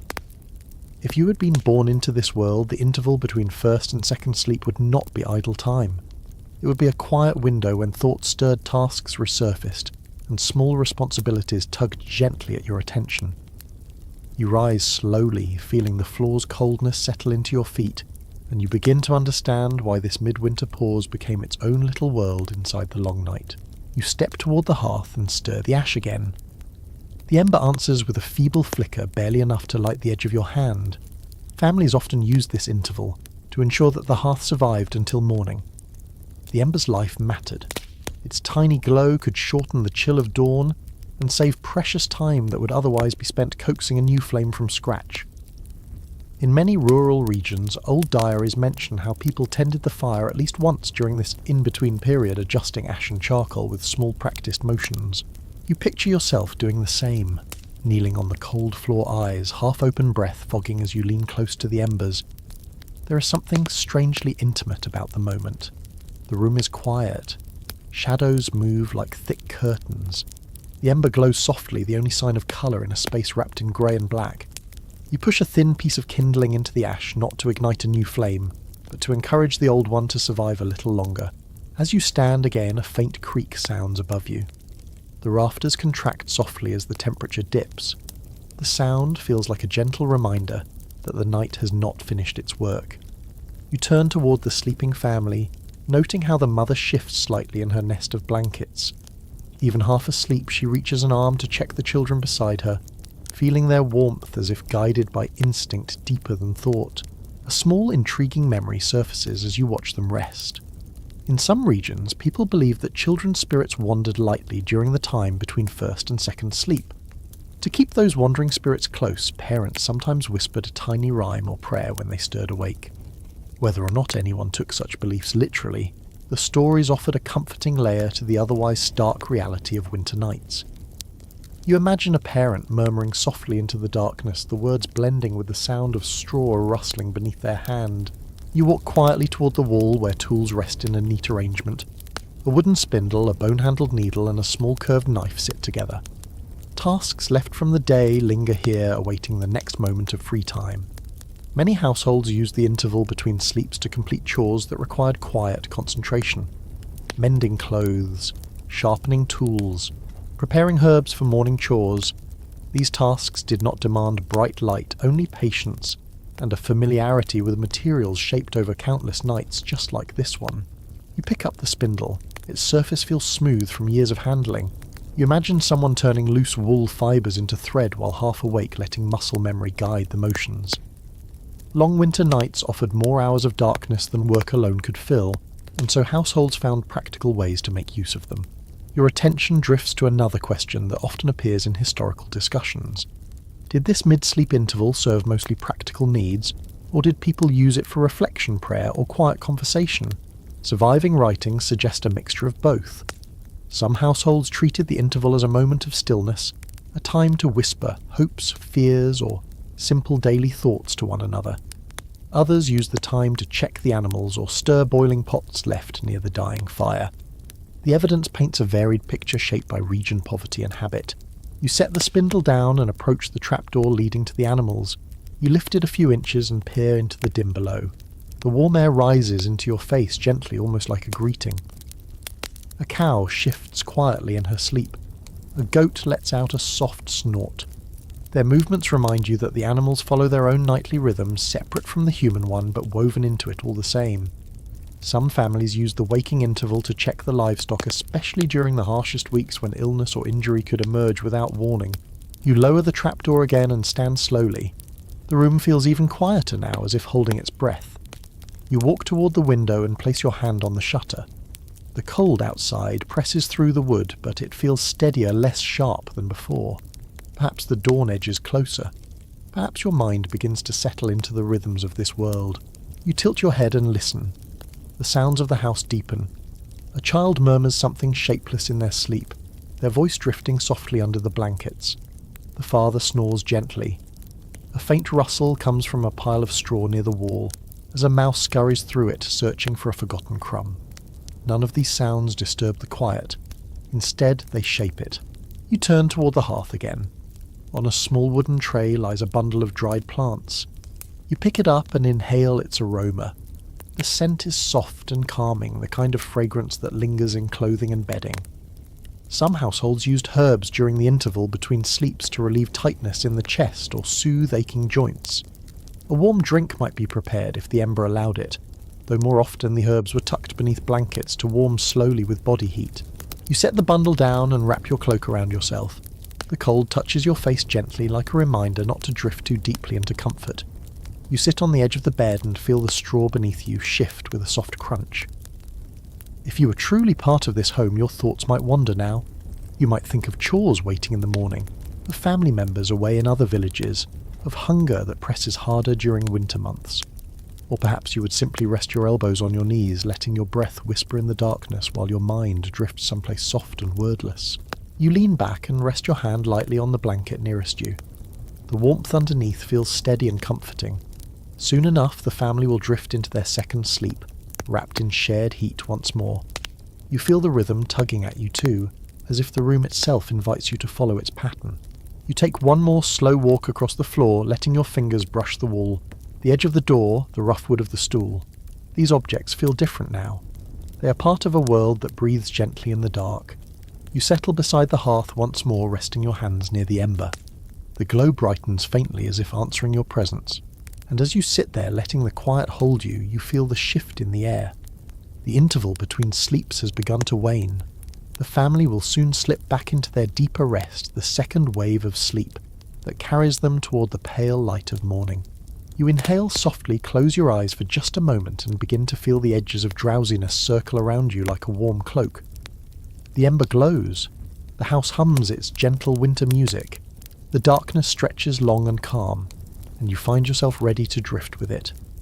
You sit with your hands cupped near the fading ember, letting its whisper of warmth settle into your palms, and soon another layer of the winter night begins to reveal itself.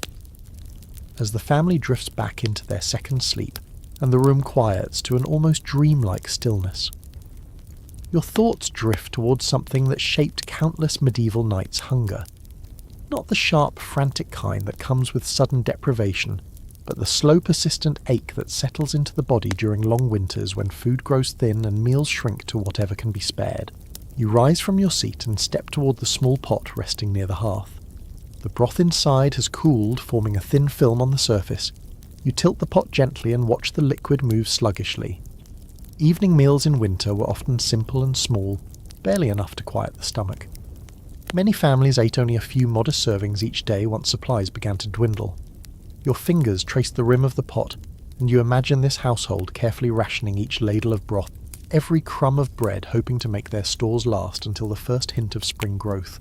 You step back and feel your own stomach respond faintly to the thought. Hunger in the medieval world was rarely an emergency. It was a season, a rhythm, a constant companion through the coldest months. And hunger shaped sleep just as much as the temperature did. You recall reading accounts where villagers described drifting into dreams, coloured by longing for food, the mind conjuring images of fresh bread, warm milk or ripe fruit, simply because the day offered so little nourishment. You kneel near the bedding again, watching the family as they lie huddled in their nest of blankets. Their breathing deepens, settling into the heavier rhythm of second sleep. One child lies with their mouth slightly open, releasing small clouds of warm breath. You imagine the child's dreams weaving together sensations of warmth and food, blending survival needs into nighttime visions. Dreams often became a reflection of what the body lacked most. A faint bit of old countryside lore finds its way into your thoughts as you observe the family. People sometimes believed that during harsh winters, dreams carried warnings about the household's provisions. If someone dreamed of empty baskets or fields without stalks, elders would interpret it as a sign to ration more strictly. On the other hand, dreams of animals or overflowing granaries were taken as reassurance that the household would endure the remaining cold. Whether anyone truly trusted these symbols or simply found comfort in them, the stories show how deeply hunger seeped into the imagination. You rise again and walk to the storage corner near the wall. The wooden chest sits there, its lid slightly ajar. You lift it softly and peer inside. Dried beans, a small sack of barley, a bundle of withered herbs. The supplies look modest, far from abundant. You imagine the family counting each handful with care, always calculating how many nights the food must cover. Hunger teaches discipline. Hunger teaches hope. Hunger teaches fear. All three live within this simple wooden chest. You ease the lid closed and stand again. The cold touches your neck with a steady chill. You run your fingers over your collar and imagine trying to fall asleep each night with your stomach only half full. You picture lying on a straw pallet, listening to your belly grumble while the rest of the room sleeps.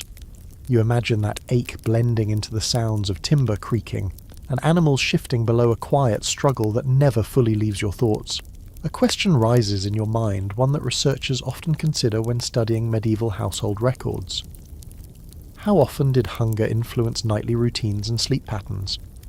Some believe that mild starvation was so common during winter months that people simply learned to function despite it. Others argue that families adapted their sleeping habits, going to bed earlier or staying under blankets longer to conserve energy. The truth is not perfectly documented, but every piece of evidence points toward hunger playing a constant, subtle role in winter life. You move closer to the door and listen to the quiet beyond the walls. The wind outside has calmed to a gentle hiss, the world settling into its own deep slumber. You lean your forehead against the wooden frame and exhale softly. Hunger changes the way you perceive the night. It sharpens your senses. It makes you notice every little shift of warmth. It makes dreams feel heavier than they should. You step away from the door and sit again near the hearth. You can almost taste the cold air as you breathe a crisp blend of wood smoke, dry straw, and softened herbs. You close your eyes for a moment and imagine yourself lying in this room, stomach empty, mind drifting through dreamscapes shaped by longing. You might dream of bread rising in an unseen oven. You might dream of fields heavy with grain. You might dream of a table full of food you've never tasted in your waking life. You open your eyes again and look toward the children. They shift slightly small faces, peaceful, though their bodies know the ache of winter hunger more intimately than they can express. You feel a quiet tenderness as you watch them. The parents likely give the children the best portions, leaving themselves with thinner meals. That sacrifice has been repeated in countless winter homes across centuries, shaping family bonds in ways that rarely appear in written records, but echo strongly in lived experience. You rise once more and pace slowly across the floor. The hunger that settles into a medieval household is not dramatic or loud. It is patient. It waits in the corners, in the pantry, in the small pot of broth, in the dreams that wander across sleeping minds. You picture a warm spring morning months from now when the first fresh greens appear. You imagine the joy of tasting something new after so many nights shaped by modest meals. You lower yourself onto the pallet beside the hearth, letting the straw cushion your weight. The ember offers only a faint glow now, but even that small gleam feels comforting. Hunger may shape dreams, but warmth shapes rest. And in this dim cottage, both forces linger together, influencing the minds of the sleepers in ways they will never fully understand. You take a slow breath. The air feels heavy but peaceful. You can almost sense the dreams drifting through the room, shaped by cold, by warmth, by the simple longing for food, and by the deep human instinct to endure. And as you sit there letting these thoughts settle into the dimness, you understand that winter dreams were not just stories of the night. They were reflections of the body's quiet negotiations, hope stitched into sleep. You sit quietly, rubbing a bit of warmth back into your fingertips, and then you feel a shift in the air. It is subtle at first, like a soft vibration beneath the floorboards, but it grows slowly, spreading through the wooden beams and into the very walls of the room. A storm is building outside, not just wind or drifting snow, but one of those deep winter tempests that seems to swallow entire villages in white silence. You rise and move toward the window, sensing that every sleeper in this cottage depends on more than blankets and dreams tonight. They depend on each other. You place your palm gently against the shutter. The wood trembles faintly beneath your touch. Outside, something heavy moves through the darkness.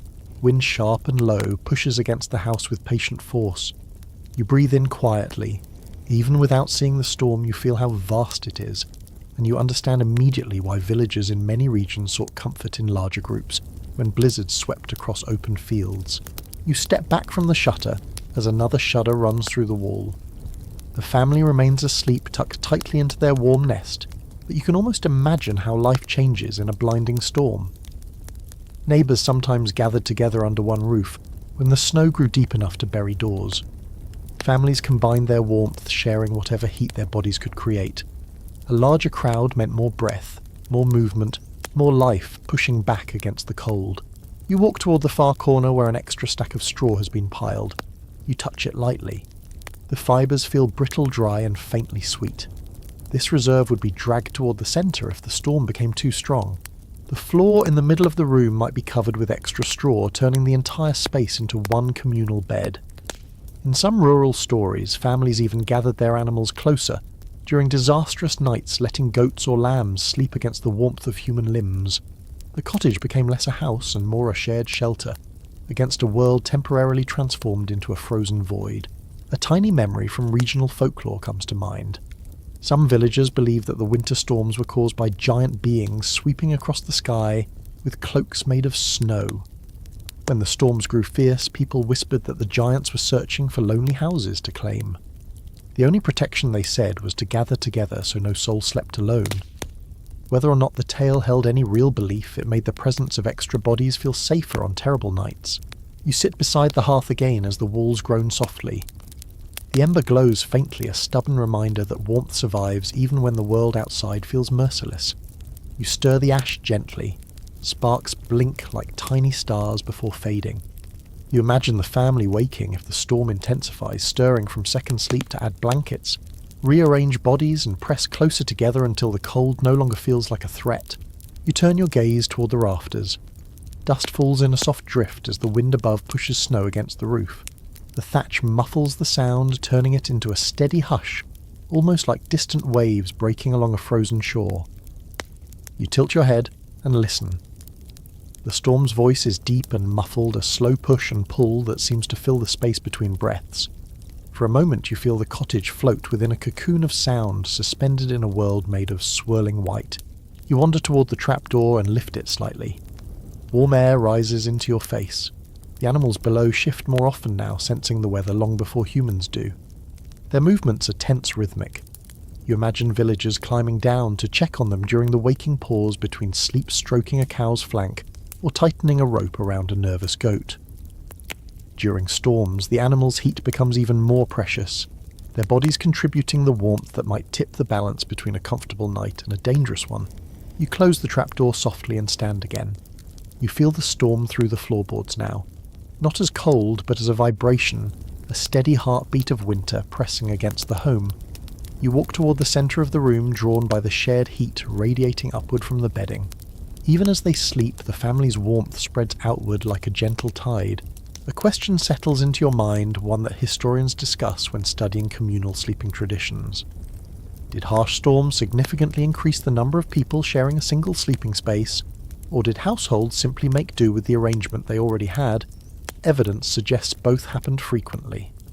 In some regions, neighbours crossed snow-choked paths to shelter together for a night. In others, families remained home but reorganised their bedding, clustering so close that no single body lost heat to the air. You place your hand on the pallet and feel the warmth gather beneath your palm. You imagine how it would feel if 5, 6, or even 10 people shared this space during a storm. The straw would flatten, The blankets would grow heavy with breath. The air would taste like wool smoke and shared heat. Uncomfortable perhaps, but life-saving. Outside, the storm intensifies. A low rumble slides across the sky. Snow strikes the roof with a soft pattering that grows louder and steadier. You close your eyes briefly and let the sound wash over you.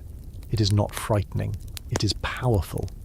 It reminds you how small a single cottage truly is in the face of winter's sweeping force. You lean against the wall, feeling the chill push back through the wood. The contrast between the cold outside and the warmth inside creates a layered sensation, as though you stand at the edge of two worlds. And you realise something simple but profound in this era. Survival depends on togetherness. Warmth grows when bodies gather. Fear shrinks when voices murmur in the dark. Storms become smaller when shared. You move toward the bedding again, watching the family breathe in unison. The storm presses harder against the house, but inside the warmth holds firm. The blankets glow with softness. Straw rustles gently. A child sighs in sleep. The air carries a faint scent of herbs and wool. You kneel and rest your hand lightly on the blankets. The warmth beneath your palm feels stronger now, as if the approaching storm draws the family closer even in sleep. You imagine neighbours arriving soon, knocking softly, seeking shelter. You imagine the bedding expanding, the bodies pressing tighter, the room filling with whispers and tired smiles as everyone settles for the long cold night. And as you remain there listening to the storms swirl outside, you understand a truth that shaped countless winters. When the world turned white and soundless, people survived by becoming each other's warmth. In this little cottage, the storm may be vast, but inside the heat of human closeness burns softly, steadily, refusing to yield. You stay crouched near the bedding for a moment longer, letting the storm's deep hum settle into your bones, and then you notice something faint drifting through the air. A soft, earthy aroma, gentle and calming. It pulls your attention toward a small wooden shelf tucked beside the hearth. You rise and walk toward it, drawn by the quiet promise hidden in those little bundles of dried leaves and roots. In a world without steady warmth or full bellies, these simple plants often shaped the way people ease themselves into sleep. You lift one bundle carefully. The leaves crumble slightly beneath your touch, releasing a scent that reminds you of the warm soil and summer sun. People collected these herbs months earlier, gathering them from fields and hedgerows, tying them with twine, and hanging them near the rafters to dry. Even now their faint fragrances offer comfort, like a whisper of warmer days lingering in the coldest season. You hold the bundle near your nose and breathe in slowly. The aroma is mild, grassy and soothing, a blend that might come from mint-like leaves or a cousin of chamomile. Old household notes often describe villagers using simple infusions of herbs to calm nerves or settle the stomach before sleep. These were not potions or elaborate remedies, but everyday comforts passed down through generations. You set the bundle aside and pick up a different mixture. This one smells sharper, like dried stems with a hint of resin. People sometimes burned such herbs in tiny amounts, letting the smoke drift through the room, in hopes that it chased away lingering dampness or eased tightness in the chest after hours of breathing cold air. You imagine the faint curl of smoke rising, mixing with the soft glow of the embers. A small memory from countryside traditions comes to mind while you turn the bundle in your hand. In some regions, dried fennel or lavender-like flowers were tucked inside small cloth pouches and placed beneath a sleeper's pillow. These were believed to help guide peaceful dreams or reduce the weight of nighttime worries. Whether it truly worked, or simply created a comforting scent, you can see how such gestures offered reassurance when winter pressed against every wall. You place the bundle down and look toward a small clay cup resting on the hearth's edge. A bit of dried residue clings to its interior. Someone likely used it earlier in the season to prepare a warm drink before bed-heating water, just enough to steep a few leaves. You picture the family passing the cup between them, each sipping the mild infusion, letting the warmth spread through their chests. You kneel beside the hearth and run your fingers through the ash again. The ember beneath it glows faintly, reminding you that hot water is a luxury tonight. But in many homes, even lukewarm infusions drew strength from their symbolism. The act of preparing herbs gave people a feeling of control, a tiny ritual against the cold. A question drifts into your thoughts, one that scholars sometimes explore when studying herbal traditions. How much of this winter plant knowledge came from necessity, and how much from older beliefs woven into rural folklore? Evidence suggests households learned through both observation and storytelling. Some herbs were chosen because they genuinely soothed discomfort. Others were selected because parents and grandparents trusted them, believing their mere presence guarded sleep. You stand again and study the rest of the shelf. A small wooden mortar sits nearby, its bowl stained greenish from years of crushing leaves.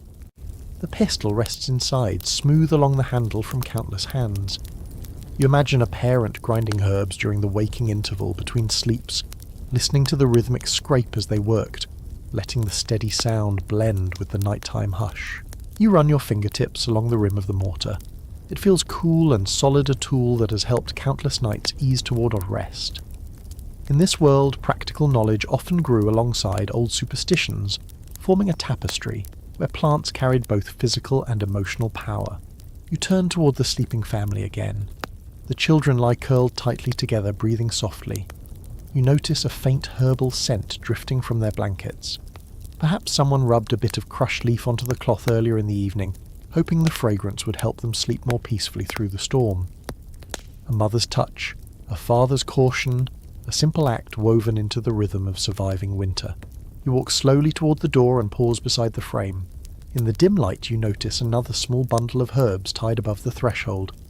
This one smells faintly bitter. Many families hung certain plants near doorways or windows, believing they discouraged illness or wandering spirits during the cold season. Whether or not such beliefs held practical truth, they brought a sense of protection that soothed anxious hearts during long nights. You take a deep breath and let the blend of scents fill your lungs. Earthy, sweet, resinous, faintly medicinal. The aromas remind you that winter survival was never just about heat and food. It was also about comfort shaped through simple ingredients gathered in gentler seasons. These herbs carried memories of sunlight, warm breezes, and greener landscapes hidden beneath snow. You return to the hearth and settle onto the floor again. The ember glows softly, and the herbs give the air a gentle, steady presence. You imagine drifting into second sleep with these scents in your mind, wrapped in blankets, listening to the storm whisper outside. The little cottage feels less like a fortress now and more like a sanctuary, a place where warmth is shared, where storms are endured together, and where plants harvested long ago still carry enough quiet magic to guide weary bodies into rest. You close your eyes for a moment. The cold remains at the edges of the room, patient and present, but the herbs soften it. The warmth of the sleeping family steadies it. The ember holds it at bay, and in that balance sleep finds its way through the deepest winter night. You rest your palm on the floorboards beside the hearth, letting the faint heat seep into your skin, and then your attention drifts toward another quiet truth of medieval winter nights. Illness was a frequent visitor. Not always dramatic, not always deadly, but ever present in the shadows of cold rooms and long nights. You rise slowly, feeling the weight of that understanding settle into the dim space around you. You glance toward the children. One of them shifts slightly, a soft sniffle escaping from beneath the blankets. It is a familiar sound, the kind that tells you their nose is chilled, their throat dry from breathing cold air. You picture how easily a simple cough could settle into a household like this. The air here is damp, the cold constant. Villagers spent hours inhaling smoke from low-burning fires wrapped in wool that held both warmth and moisture. Illness was woven into the rhythm of winter. You walk toward the far corner where a small basket of dried roots and cloth strips rests. These are not luxury medicines, but the humble tools of a family who must care for themselves. You kneel down and lift a piece of cloth. It smells faintly of vinegar and dried berries. People often soaked cloths in simple infusions to place on the foreheads of those running fevers. You imagine a mother dipping a strip into warm water from the hearth, wringing it out with careful fingers and pressing it gently onto a child's skin in the dim light. You pick up one of the dried roots. It is brittle and twisted, the colour of old earth. Some roots were used to ease sore throats or settle a troubled stomach. Others were chewed slowly during the night to help keep coughs at bay. In many regions, these remedies came from knowledge passed down through generations, kept alive by memory rather than written records. As you turn the root in your hand, a curious detail from rural tradition surfaces.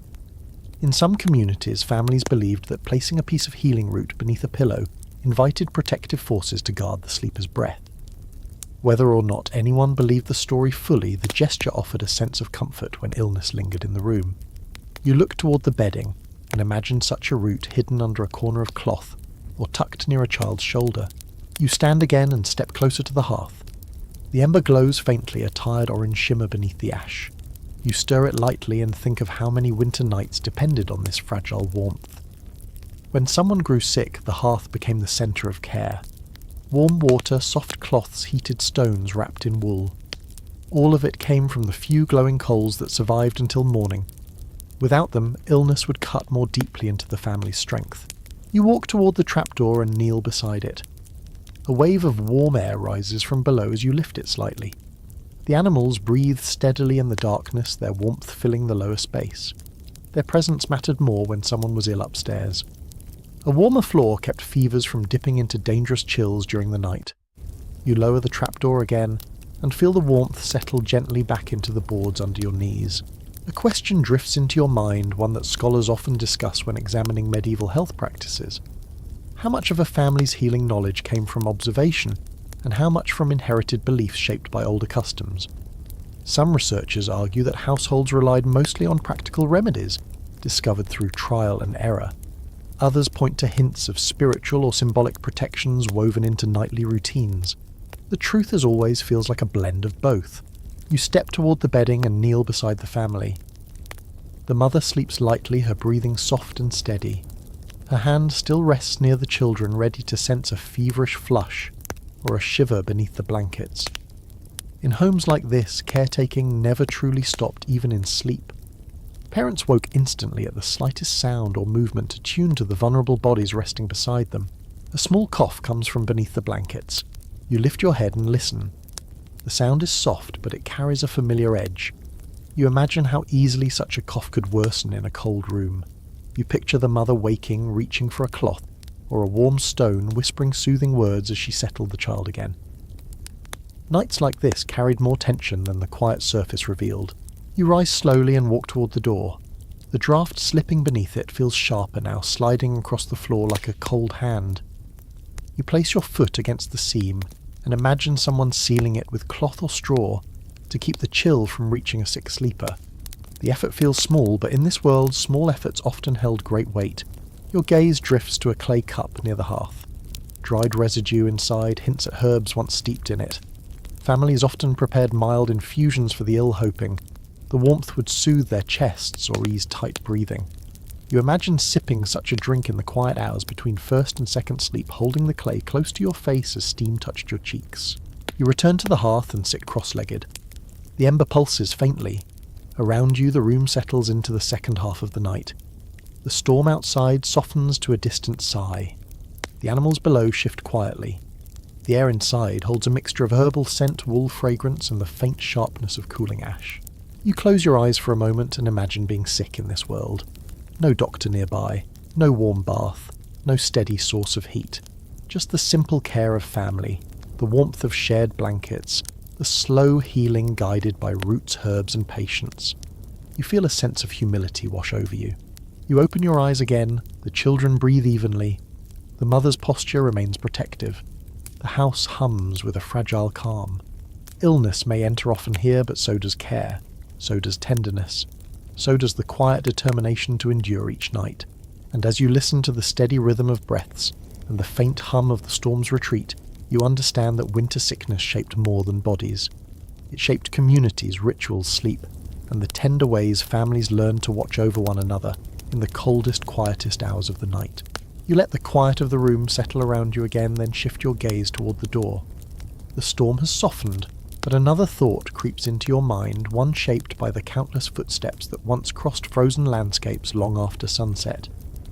Not everyone in the medieval world slept through the night inside a warm cottage.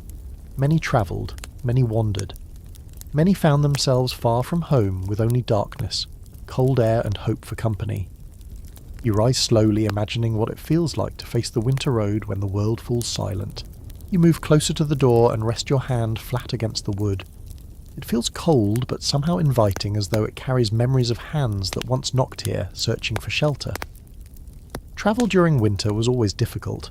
Roads were muddy, icy, or buried beneath unpredictable drifts. But people still made their way between villages for trade, for work, for religious duties, or simply because survival demanded movement. In many places, travel remained a constant part of daily life, even when the cold pressed hardest. You ease the door open just enough to peer outside. Snow lies thick and unbroken across the ground. The night sky glows faintly with the reflected white, but the cold beyond this threshold feels sharper, almost metallic. You inhale quietly, letting the air sting your throat. You imagine walking through this landscape with only a cloak, thin boots, and a small bundle of belongings. The crunch of each step would echo through an otherwise empty world. You picture a traveller trudging along these roads, someone whose breath filled the air with pale clouds, whose shoulders shook from the cold, whose fingers curled tightly around the straps of a satchel. They might have started their journey before dawn or after dusk, hoping to reach the next village before the cold deepened. Some travellers carried small pouches of herbs or dried berries to chew for warmth. Others relied on wool wraps and layers of rough fabric to shield themselves from the fierce night wind. You step fully outside for a moment, letting the cold latch onto your skin. A soft wind stirs the snow beside your boots, shifting it into tiny spirals. You picture someone walking alone in this thin, ghostly light. Each gust of wind bites at their cheeks. Their feet grow numb with every mile. Their mind begins to drift between wakefulness and exhaustion. In these moments, shelter meant everything. You turn back toward the cottage and imagine the warmth inside becoming a beacon for any wanderer. But not all travellers were fortunate enough to find an open door. Many slept wherever they could. You picture a lone figure pushing through deep snow, looking for anything that might block the wind. A barn, a shed, a rocky outcropping shaped like a shallow cave. Even a haystack could become a crude shelter if someone burrowed deeply enough. A faint memory from rural tradition floats into your thoughts. Some farmhands used to sleep inside empty grain sacks, when outdoors in winter, crawling into them like makeshift cocoons. It was awkward, but it held warmth surprisingly well. You picture someone curling inside such a sack, now breath fogging the rough fabric, trying to ignore the sting of cold toes and stiff joints. You step back inside the cottage and close the door gently. The warmth, though faint, feels like a soft embrace after the harsh air outside. You walk toward the trapdoor and listen to the animals below. Their breathing remains steady. You imagine a weary traveller finding shelter in a barn instead. Sleeping beside animals was far from unusual. Horses, cows, and goats gave off warmth that could keep a wanderer alive through the night. The scent of hay, strong and earthy, might mix with the warmth and soothe aching limbs. You crouch beside the straw bedding again, and imagine lying in a barn wrapped in a cloak, stiff with frost, listening to animals shift and breathe. Barn floors were hard, rough, and often damp, but when the alternative was freezing on an open road, even such crude shelter felt miraculous. You picture someone drifting into sleep beside a cow, grateful for the animal's heat radiating through the winter air. A question forms in your mind, one that researchers discuss when examining the lives of labourers, traders, and wanderers. How often did travellers endure nights without proper shelter? Some accounts describe people sleeping beneath hedges, inside hollow trees, or under wagons. Others mention small roadside chapels or abandoned huts offering momentary refuge. The evidence varies widely, suggesting that travellers adapted however the landscape allowed. You rise and walk toward the bedding reserved for guests. The extra blanket lies slightly askew as though waiting for a tired body to spread it across the straw. You run your hand across the cloth and imagine the relief of sinking into its warmth after a long freezing journey. A traveller's gratitude in such moments must have felt overwhelming. Safety, warmth, the murmur of sleeping voices, the gentle scent of wool and herbs, all of it a refuge from the empty roads behind them. You picture a traveller lying awake for a moment, listening to the quiet breathing of a family they have never met. Perhaps they whispered a soft thank you. Perhaps they murmured a prayer of gratitude. Or perhaps exhaustion carried them straight into sleep, their body surrendering the cold at last. You kneel and touch the floor. The boards feel warmer than before, shaped by the heat rising from below. You imagine a traveller discovering this warmth, realising that the animals beneath the cottage helped heat the space, and feeling gratitude not just for the family but for the creatures who unknowingly shared their warmth with strangers. You rise again and face the door once more. The wood stands solid and steady, holding back the cold. You picture countless hands knocking on doors just like this throughout history, seeking shelter after miles of lonely walking. Some were welcomed in, some found barns instead, some found no shelter at all. Winter travel was a test few passed without scars. You close your eyes for a moment and imagine stepping into second sleep after such a journey. The warmth of the blankets, the softness of straw beneath your back, the scent of herbs, the steady breath of humans and animals alike. All of it blending into a feeling of safety you had not known for hours, or days. You inhale deeply, letting that imagined warmth settle into you.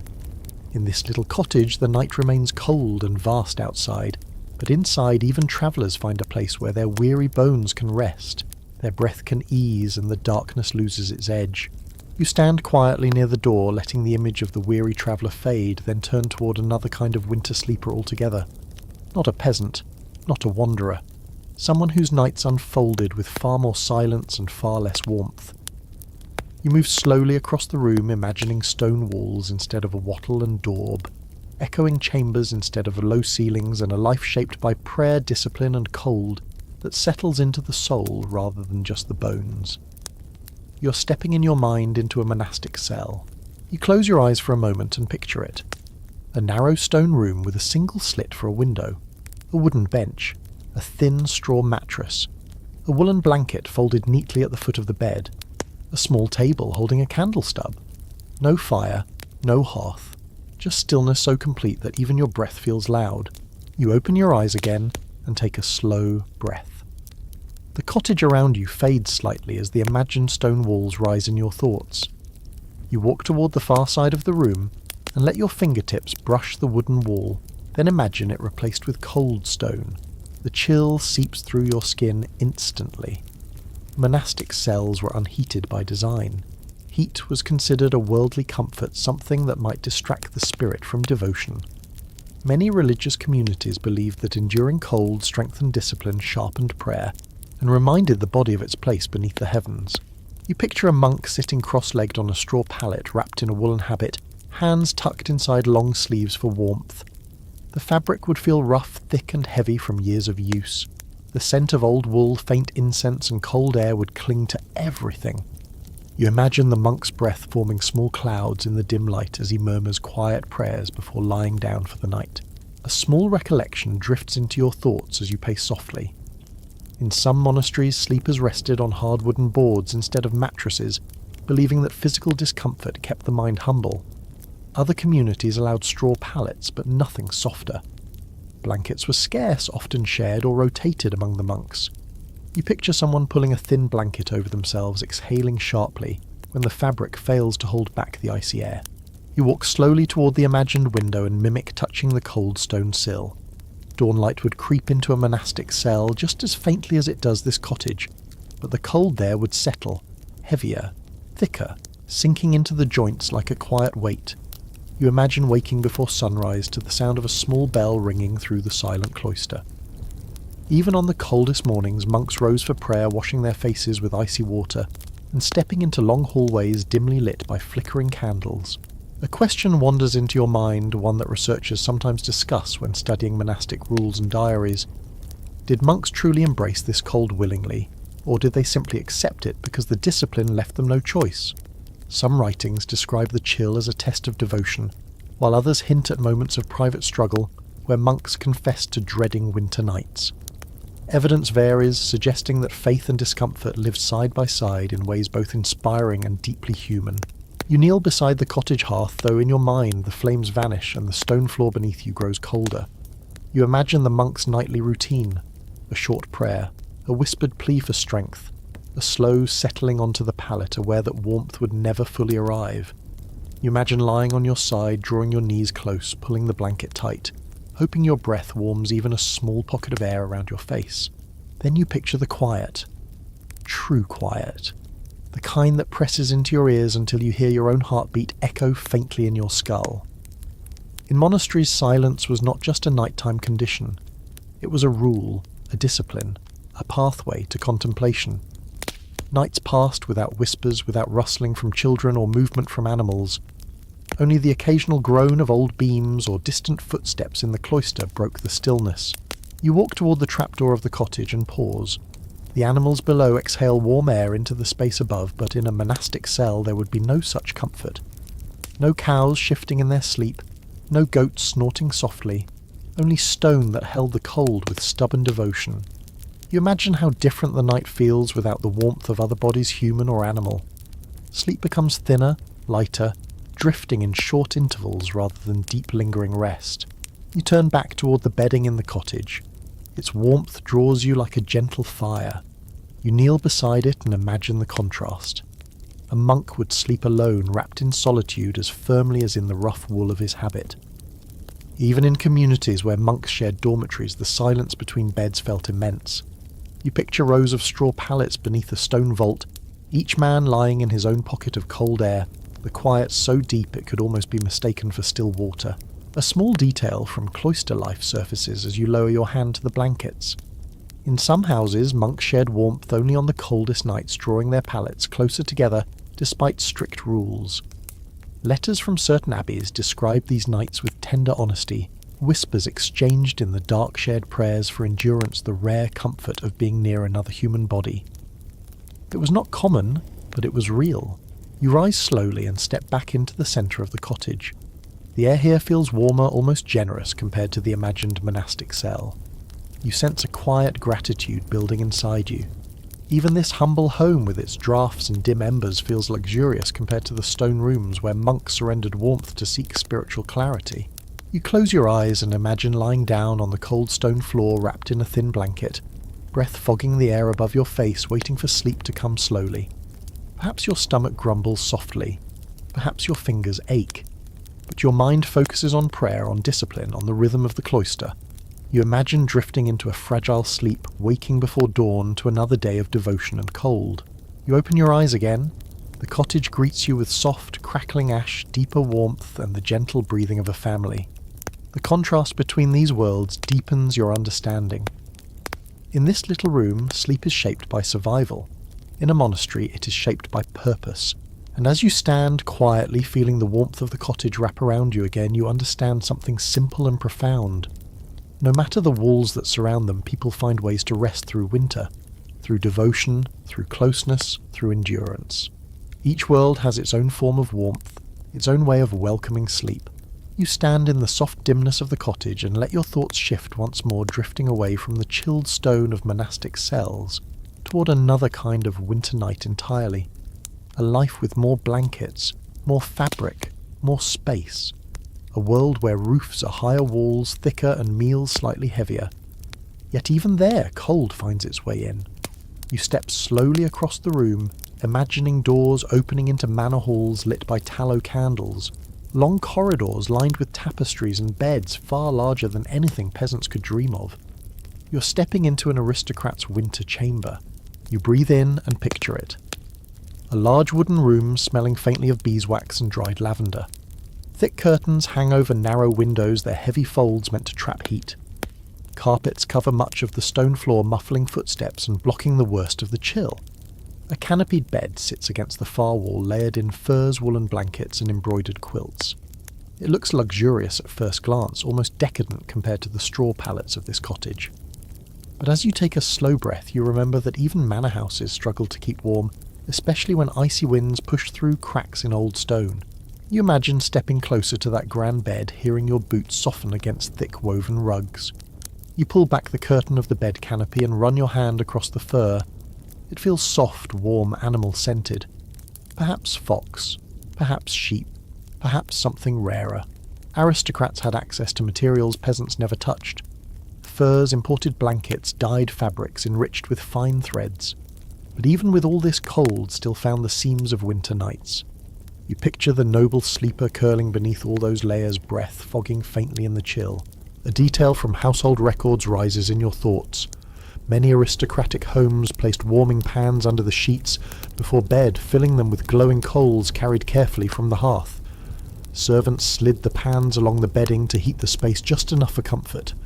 Yet even then the warmth vanished quickly, swallowed by the vastness of the room. You imagine a servant stepping quietly from the chamber after warming the blankets, leaving the noble occupant to settle into a pocket of temporary heat. You picture yourself lying there, surrounded by richness but still shivering just a little as the cold settles into the corners. Nobility could afford thicker walls and more fuel, but winter respected neither wealth nor status. The great rooms remained drafty, the corridors icy, and the high ceilings allowed warmth to drift upward too quickly. You imagine candles fluttering in the cold air, their flames bending in a silent reminder that comfort can slip away even in grand surroundings. You pace softly as you consider another element of aristocratic nights. Servants often slept nearby, sometimes in adjoining chambers, or on temporary bedding placed at the foot of their lord's bed. They were responsible for adding wood to the fire, bringing extra blankets, or responding to late-night needs. Their presence meant that noble sleepers rarely woke completely alone. You picture a servant dozing lightly on a pallet wrapped in modest wool, ready to rise at the faintest call. A thought nudges your mind, one that researchers sometimes explore when comparing domestic life across classes. Did aristocrats truly sleep more comfortably than peasants, or did their vast rooms make warmth even harder to retain?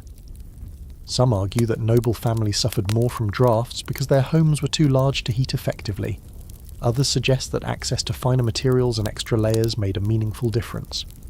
Both views hold truth, and the contrast between grandeur and discomfort remains striking. You pause near the imagined window. Heavy curtains block the cold, but you can almost feel the icy presence behind the fabric.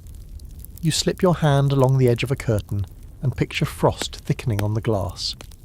In some manors, servants stuffed wool or straw into window gaps to keep the wind from creeping in. The work was constant. Winter defeated tapestries, rugs, and thick drapes as easily as it slipped through the walls of peasants' cottages. You step back, imagining the quiet within that aristocratic bedchamber. No storm against thin walls, no sound of animals below. Instead, a deep hush broken only by the occasional pop of a large fire burning in a stone hearth. You tilt your head, hearing the crackle of logs that peasant families could only dream of burning so generously. A noble household had access to whole carts of wood, yet even those bright fires struggled to heat enormous chambers for long. You look toward the imaginary bed again, and picture the sleeper adjusting layers, pulling furs closer to the chin. Aristocrats often slept in long linen shirts or soft woolen nightclothes, garments far finer than the coarse layers villagers kept on day and night. You imagine the silky texture against skin warm at first, then gradually cooling as the night stretched on. A bit of folklore gently rises as you pace. In some households, people placed polished stones under the pillows of noble children, believing the smooth surface absorbed excess cold and protected the child from winter chills. Whether this belief came from superstition or from some practical observation, it lingers in fragments of household lore. You imagine lifting such a stone, now cool and weighty in your hand. You kneel beside the imagined hearth of the manor, feeling the echo of warmth from its mental image. Flames would roar far more confidently here than in a peasant home, yet fireplaces, often built more for display than efficiency, let much heat escape upward. You imagine the noble sleeper relying on layers rather than the fire alone, realizing that all the grandeur in the world cannot fully tame winter nights. You stand again and let the scene fade a little, replaced once more by the warm, shadowed cottage around you. The contrast deepens your understanding. Wealth shaped the materials of sleep, the size of beds, the number of blankets, and the presence of servants, but cold shaped everything else. It erased differences in comfort more quickly than many imagine. You take a slow breath, feeling the roughness of the cottage floor beneath your feet. You think of the noble sleeper wrapped in furs turning beneath heavy quilts in a large, drafty chamber. You think of how their breath fogged faintly above their pillow, just as it would here. Different worlds, different materials, but the same winter pressing in. And as you stand in the dim warmth of this cottage, you understand something clear and quiet. Winter humbled everyone, peasant, monk, traveller or aristocrat. Comfort varied, but cold reached every bed. You remain still for a moment, letting the imagined warmth of noble furs fade into the real humbler warmth of the cottage around you. Then another presence drifts into your thoughts, heavier than cold wind, heavier even than the long winter nights themselves. Hunger. Not the slow, familiar ache of a modest winter, but the deeper kind that arrives when crops fail, herds thin, and the snow falls early, thick and merciless. You turn your head and look at the family sleeping on their straw pallet. Their breathing is soft, steady, peaceful. But you know there were winters when sleep did not come so gently. You walk toward the wooden chest near the wall. You lift the lid slowly, imagining the hollow feeling in a family's stomach when the chest sits nearly empty. In lean years, that emptiness becomes a permanent inhabitant of the house. Whole villages carried the same quiet dread when harvest yields fell short. You look inside. A few dried beans, a handful of barley. These simple foods suddenly feel like treasure. You let the lid fall closed with a soft thud, feeling the weight of what it meant when supplies dwindled long before spring. You step toward the hearth and crouch beside the ember again. It gives off a tiny glow, but no true warmth. During famine winters, families often let the fire die sooner each night to conserve fuel, choosing darkness over hunger. You sift the ash lightly, watching small flecks dance in the dim light. You imagine someone sitting here months into a bad winter stomach tight, wondering if the ember will be enough to cook even the smallest meal in the morning. A faint piece of old village wisdom brushes your thoughts. People sometimes hung an extra wooden spoon on the wall, when famine struck, leaving it untouched as a wish for better days. The unused spoons symbolised the meal they hoped to serve when times grew kinder. You glance at the wall, now half expecting to find such a spoon hanging there. Perhaps the family has one tucked away for harder seasons. You move toward the bedding again. The children sleep warmly tonight, but in desperate winters, families sometimes wrapped children so tightly in blankets that movement was difficult, hoping their smaller bodies would keep the heat they needed to survive hunger's weakening touch. Parents routinely gave their own portions to their children, eating almost nothing for days. You sit beside the pallet and imagine lying here with an empty stomach that growls until the sound blends with the creaks of the house. A quiet question rises in your mind, one that researchers consider often when studying periods of scarcity. How did famine alter nightly routines? Some suggest families went to bed earlier to escape the ache of hunger through sleep. Others propose that hunger kept people awake longer, minds drifting through anxious thoughts. The truth likely depended on the household. You look at the ember again and imagine the room filled not with warm breath, but with soft whimpers of discomfort. You rise and walk toward the door. You press your fingers lightly against the cold wood, picturing a winter so harsh that villagers open their doors not to welcome strangers, but to trade the last scraps of food, bargaining with what little they had. You imagine snow piled high against the threshold, blocking the way out, isolating families who could no longer reach neighbouring farms for help. You turn and walk toward the corner near the storage chest. In some regions, families placed a small bowl of water there during famine winters, watching how thick the ice formed overnight. A harder freeze meant greater fear. If the cold persisted too long, stored food spoiled, water froze solid, and livestock weakened. You kneel and rest your fingers on the floor, imagining that chill spreading through the room. The animals below stir softly. Their warmth reaches you faintly through the boards, but your mind drifts toward darker imagery. In the worst winters, families sometimes had to choose between feeding animals or feeding themselves. You imagine the weight of such decisions. A cow represented milk, future calves, farming strength. A goat gave milk and warmth. Losing one meant losing hope for spring recovery. You rise slowly and walk to the centre of the room again. You picture the family sleeping in a circle, their bodies pressed closer than ever during famine. Not only for warmth, but for comfort. Hunger twists thoughts. It makes dreams vivid and strange. People often dreamed of feasts of warm bread of fruit gleaming in sunlight. In many stories, famine dreams were described as painfully vivid, sometimes leaving sleepers in tears when they woke to reality. You kneel and rest your palm on the blankets. You imagine these blankets covering thin limbs, ribs showing beneath shirts worn too many nights in a row. In difficult years, clothing could become loose in just a few weeks. A belt that once fit snugly might need tightening day after day. You run your fingers along the edge of the blanket and picture hands fumbling with knots, because hunger weakens both muscle and spirit. A small fragment of rural folklore resurfaces. In some villages, people left a crust of bread on the windowsill during famine winters as a symbolic offering, hoping for protection, or a change in fortune.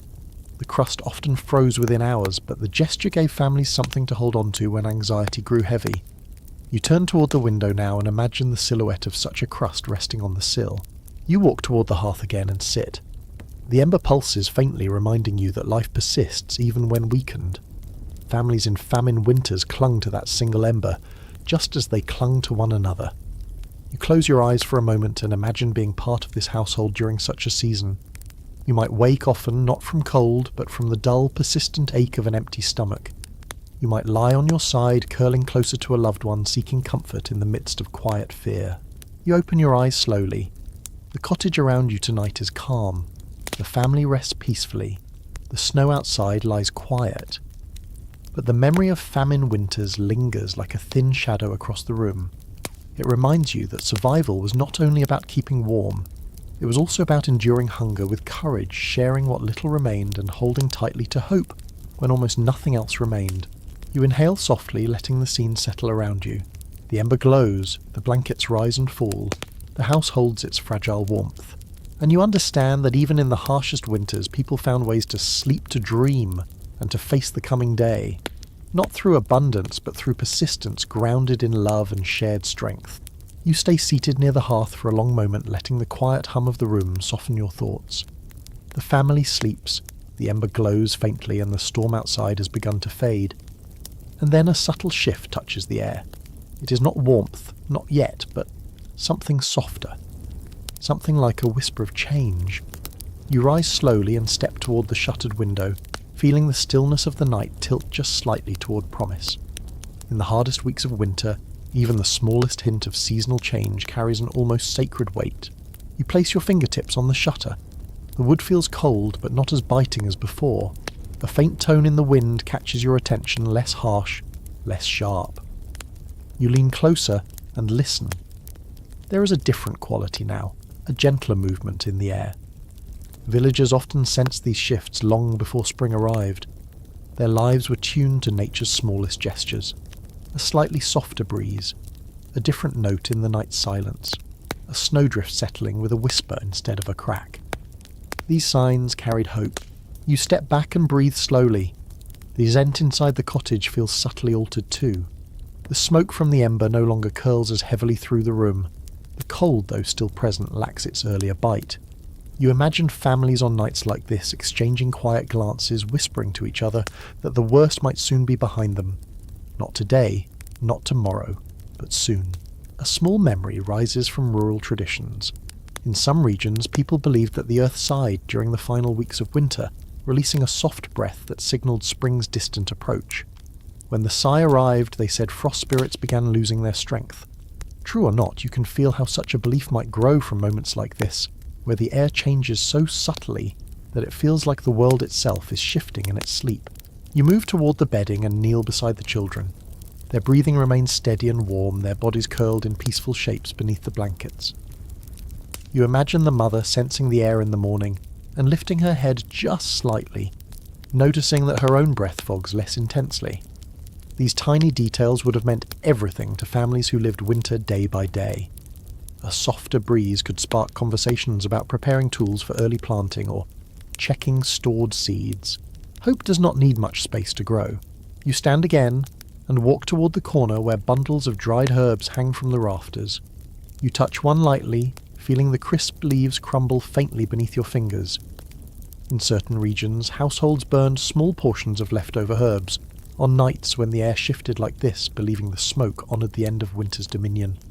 The scent rising from the smouldering bundle would fill the house with a reminder of warmer months, even if only for a moment. You step toward the door and crouch to feel the draft slipping beneath it. It still carries cold, but the edge feels duller. The movement has a gentler rhythm. You imagine a father waking early, pressing his hand to the same spot and whispering something hopeful to himself. After months of bracing against the cold, even a hint of softness can feel like a gift. A thought rises in your mind, one that scholars discuss when examining seasonal rituals across medieval communities. Did people consciously track these small shifts, or did instinct guide them more than deliberate observation? Some written fragments describe careful monitoring of frost, wind and sky. Others suggest families relied on intuition shaped through experience. The truth likely lies between the two. In a world without calendars or weather forecasts, nature itself became the clock. You return to the window and lift the shutter just enough to peek outside. The sky glows faintly with the earliest suggestion of dawn, a pale wash spreading behind distant clouds. You exhale slowly. The snow looks smoother its surface, faintly glistening rather than frozen solid. Even the sound of the wind seems calmer, slipping gently across the drifts instead of carving through them. You step outside for a brief moment, letting the cold wrap itself around you. But this cold feels different. It carries a softness beneath its bite, as if winter has lost a fraction of its strength. You notice a small shape near the edge of a roof beam. A bead of water clings to the thatch, trembling as if deciding whether to fall. In deep winter, everything freezes solid. A single droplet suggests change. You reach up and touch it lightly. The water smears across your fingertip, cold but undeniably liquid. You step back inside and close the door quietly. That tiny droplet reverberates in your thoughts. A sign. A whisper. A hint of the world thawing beneath layers of ice. You move toward the hearth again and sit slowly, letting your weight sink into the straw-covered floor. The ember glows weakly, but even it seems a little brighter than before. Perhaps it is just your imagination. Perhaps not. The house breathes around you. The air stirs gently. You sense the unseen wheels of the season beginning to turn, preparing to move forward at last. You look at the sleeping family and imagine what this shift means to them. The hardest nights slowly fading, the promise of longer days, the chance of warmer winds, the faint stirring of soil under the snow. Their dreams tonight might unknowingly reflect this change, filled with images of running water, sprouting fields, or sunlight on bare earth. You close your eyes, letting the moment rest inside you. Hope grows quietly in winter, often unnoticed, often subtle. But when it appears even softly, it plants itself deep in the mind. The night has not ended. The cold still clings to the room, but the air hints at something new, and you feel it as clearly as the warmth beneath your fingertips. The rumour of spring has begun to drift through the frozen world. You stay seated beside the hearth, holding that tiny promise of change in your thoughts, and then you lift your gaze toward the dim ceiling. This is the final stretch of winter, the last long night before the world begins its slow return to warmth. It does not feel dramatic. It does not announce itself with birdsong or sunlight. Instead, it settles quietly over the cottage like a long exhale drawn from the deep chest of the season itself. You rise slowly, feeling the floor's coolness even as the air softens around you.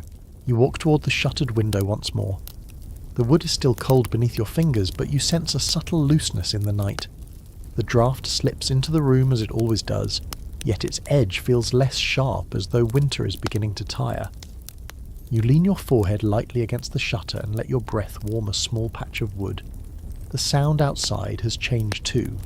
The wind no longer hums with the tight crystalline tone of deep frost. It moves lazily now, like a creature whose strength is nearly spent. You step back and turn toward the sleeping family. Their breathing remains steady, warm and rhythmic, filling the cottage with a gentle music.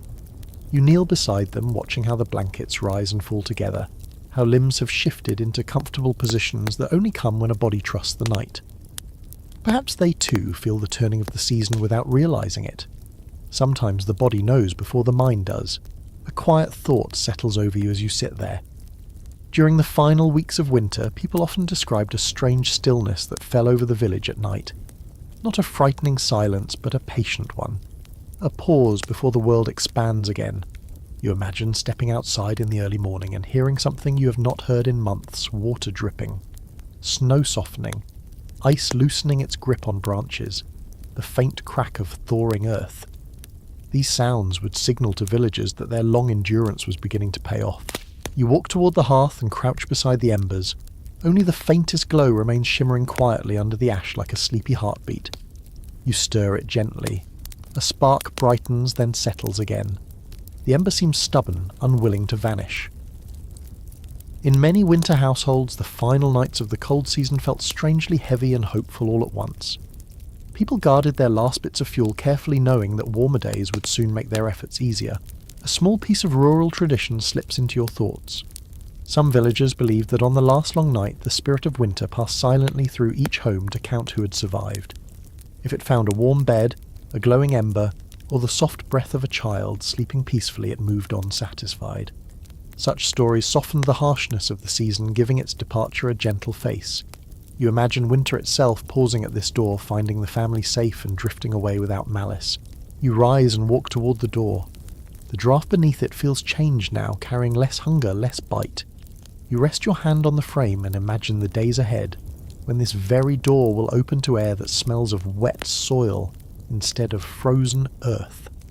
When the family will step outside, not with shoulders hunched against the cold, but with a light in their faces as the world begins to thaw. A question drifts through your mind, one that researchers sometimes discuss when studying seasonal traditions.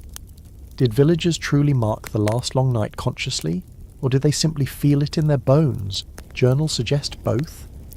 Some households noted the timing, performing quiet acts of gratitude. Others lived the season without tracking such things formally, yet still sensed a natural shift that invited hope. You return to the centre of the room and let your eyes adjust to the dimness. Every corner looks familiar now. The rough walls, the hanging herbs, the straw-stuffed seams, the children's bundled shapes, the faint gleam of a clay pot, the softly trembling shutter. You feel connected to all of it, as though walking through a memory more than a dwelling. You kneel once more beside the bedding, resting your palm lightly on the blanket.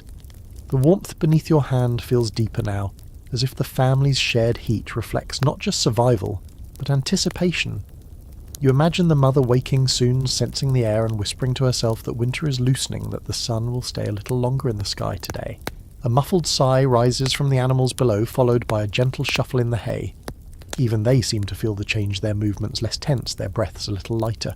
You imagine the father climbing down later in the morning to find the animals less restless, stamping their hooves with more energy, eager for the coming thaw. You sit back quietly, letting all these impressions settle inside you. The room, the people, the night, the season. Everything gathers together in a soft harmony. The final long night is not a moment of triumph, but a moment of relief. A slow, humble recognition that the cold cannot hold on forever. You take a final slow breath. The air feels different on your tongue, cleaner, softer, filled with the faintest promise. And you understand that this night, though quiet, is an ending. Not sharp, not sudden, but gentle. Like snow melting beneath morning light. Soon the world will brighten. Soon the fields will stir. Soon this family will sleep with less fear in their bones.